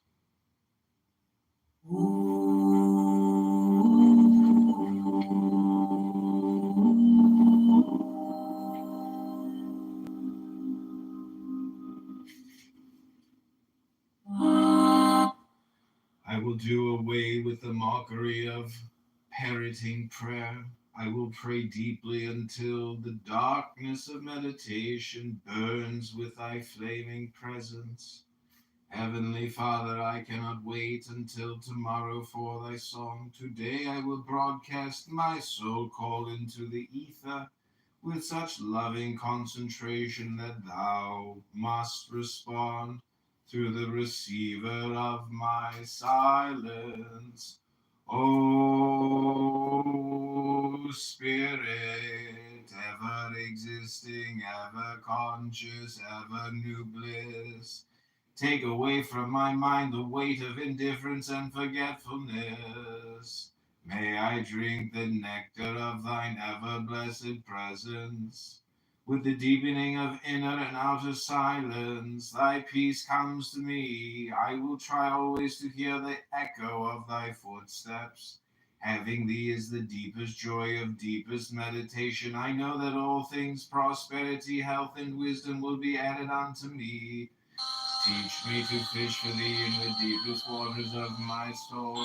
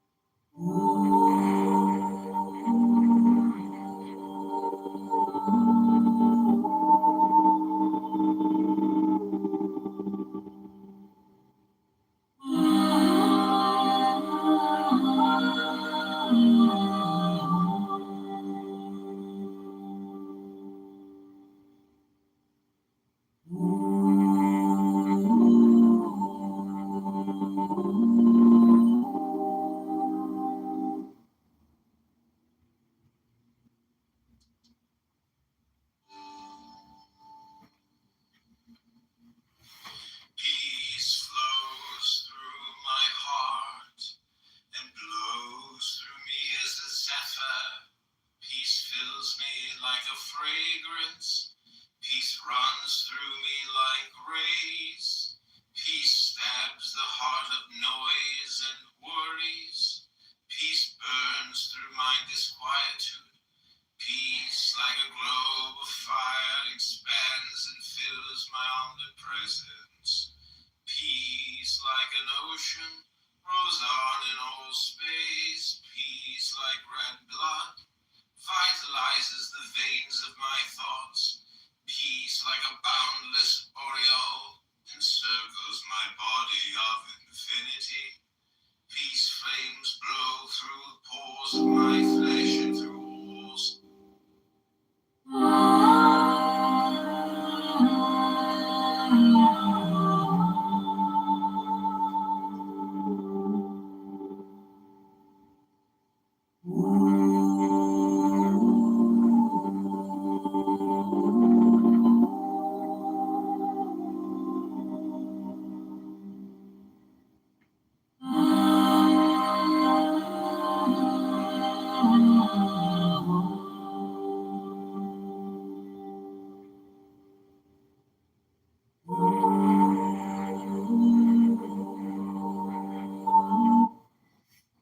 Find God in joy, no matter what causes it, whatever a little bubble of joy appears in your invisible sea of consciousness. Take hold of it and keep expanding it. Meditate on it and it will grow larger.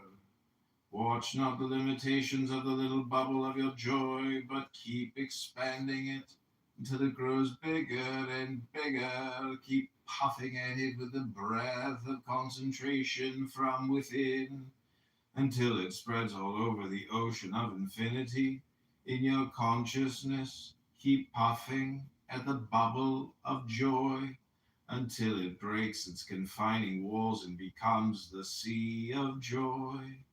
In the sound of the viol, the flute, and the deep-toned organ, I hear God's voice within the soul. Is the joy that my ego is seeking. I suddenly become aware of his bliss, honeycombed in the hive of silence. I will break the hive of secret silence and drink the honey of unceasing blessedness. My beloved is calling me.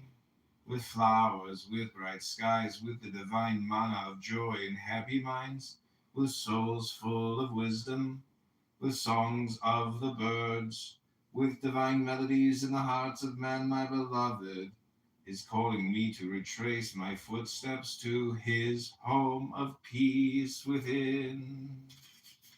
I will seek the kingdom of God in the joy arising from constant, long, deep, continuous meditation. I will consciously seek to find the Lord within, and will not be satisfied with the little imaginary inspirations that come from short, restless silences. I will meditate more and more deeply until I feel his presence. By realizing God, I shall be reclaimed as his child. Without asking or begging, I shall receive all prosperity, health, and wisdom. O thou perfume of all hearts and all roses, I mind not how many days of scalding sorrow crossed the threshold of my life to search and test me.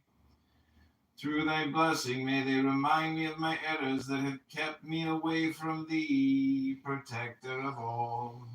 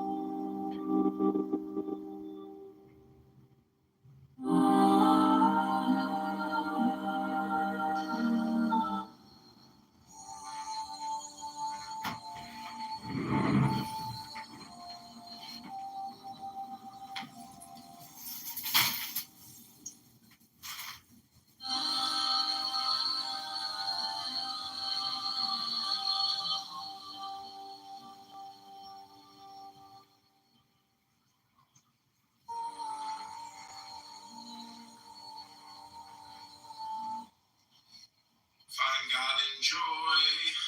No matter what causes it, whenever a little bubble of joy appears in your invisible sea of consciousness, take hold of it and keep expanding it. Meditate on it and it will grow larger. Watch not the limitations of the little bubble of your joy, but keep expanding it until it grows bigger and bigger. Keep puffing at it with the breath of concentration from within until it spreads all over the ocean of infinity. In your consciousness, keep puffing at the bubble of joy until it breaks its confining walls and becomes the sea of joy. In the sound of the viol, the flute, and the deep-toned organ, I hear God's voice within the soul. Is the joy that my ego is seeking. I suddenly become aware of his bliss, honeycombed in the hive of silence. I will break the hive of secret silence and drink the honey of unceasing blessedness. My beloved is calling me with flowers, with bright skies, with the divine manna of joy and happy minds, with souls full of wisdom, with songs of the birds, with divine melodies in the hearts of men. My beloved is calling me to retrace my footsteps to his home of peace within. I will seek the kingdom of God and the joy arising from constant, long, deep, continuous meditation. I will consciously seek to find the Lord within. It will not be satisfied with the little imaginary inspirations that come from short, restless silences. I will meditate more and more deeply until I feel his presence. By realizing God, I shall be reclaimed as his child without asking or begging. So I keep hitting copyright strikes on YouTube, like a lot. And that sucks because it's like wasting, 20 minutes of your time. Maybe not your time, but my time.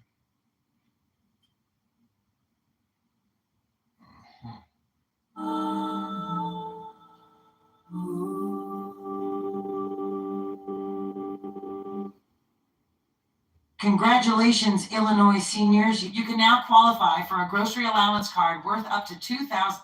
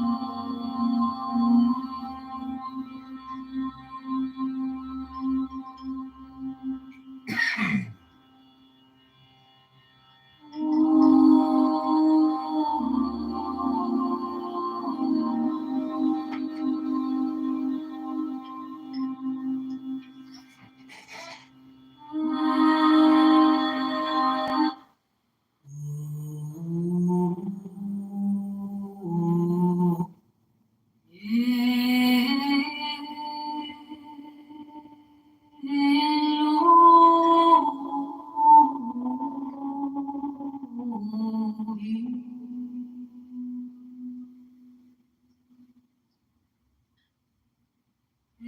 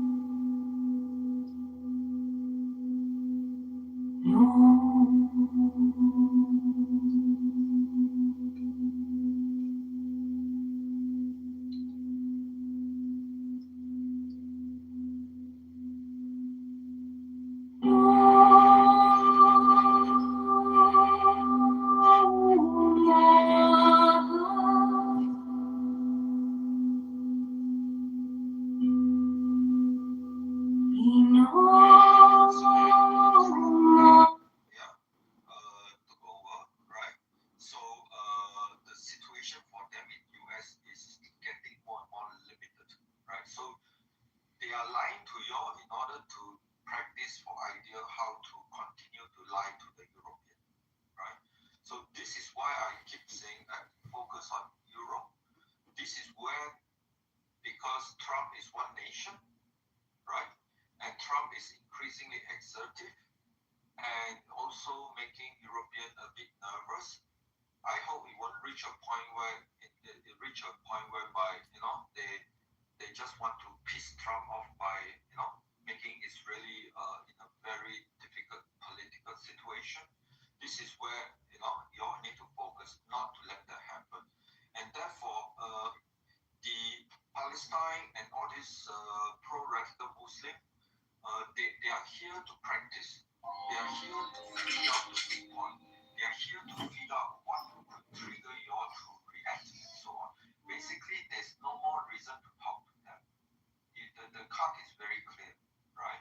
So the only good thing to talk to them is to figure out which step they are going, right? So a few days ago I was here, right? There were two people from UK.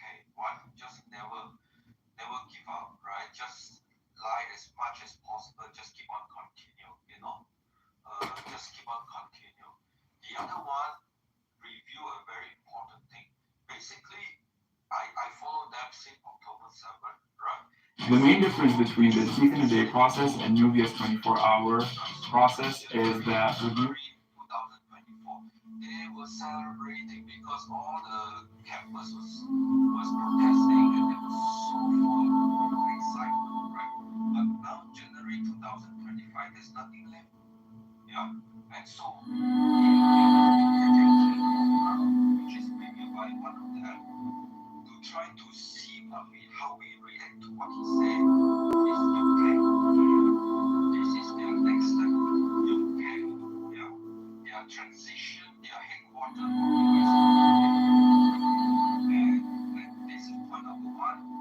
Yeah, Europe point number two, and point number three is recent Trump explanation of what's going on in Syria. Right? He's not talking about people in Syria. He's talking about underneath the success of quick downfall of Assad regime.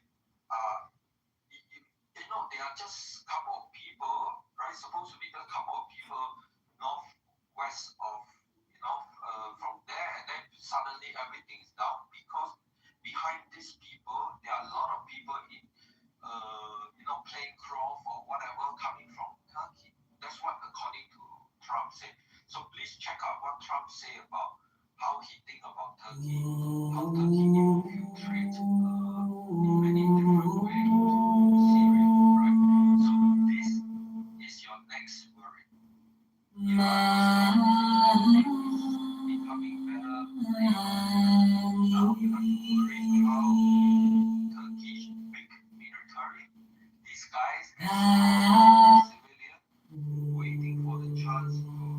right. That's my recommendation. Yeah, I heard that.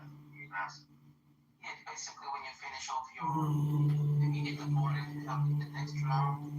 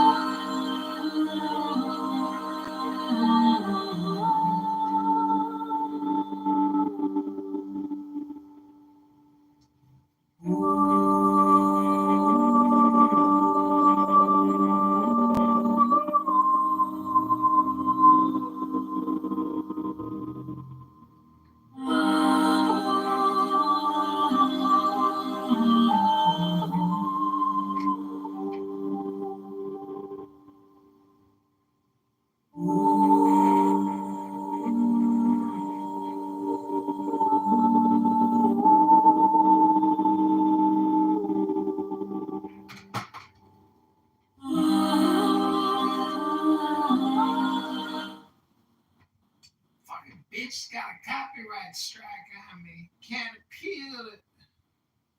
Here's why you should definitely publish your book. I believe this quote by Toni Morrison sums it up. I'm going to publish me a book.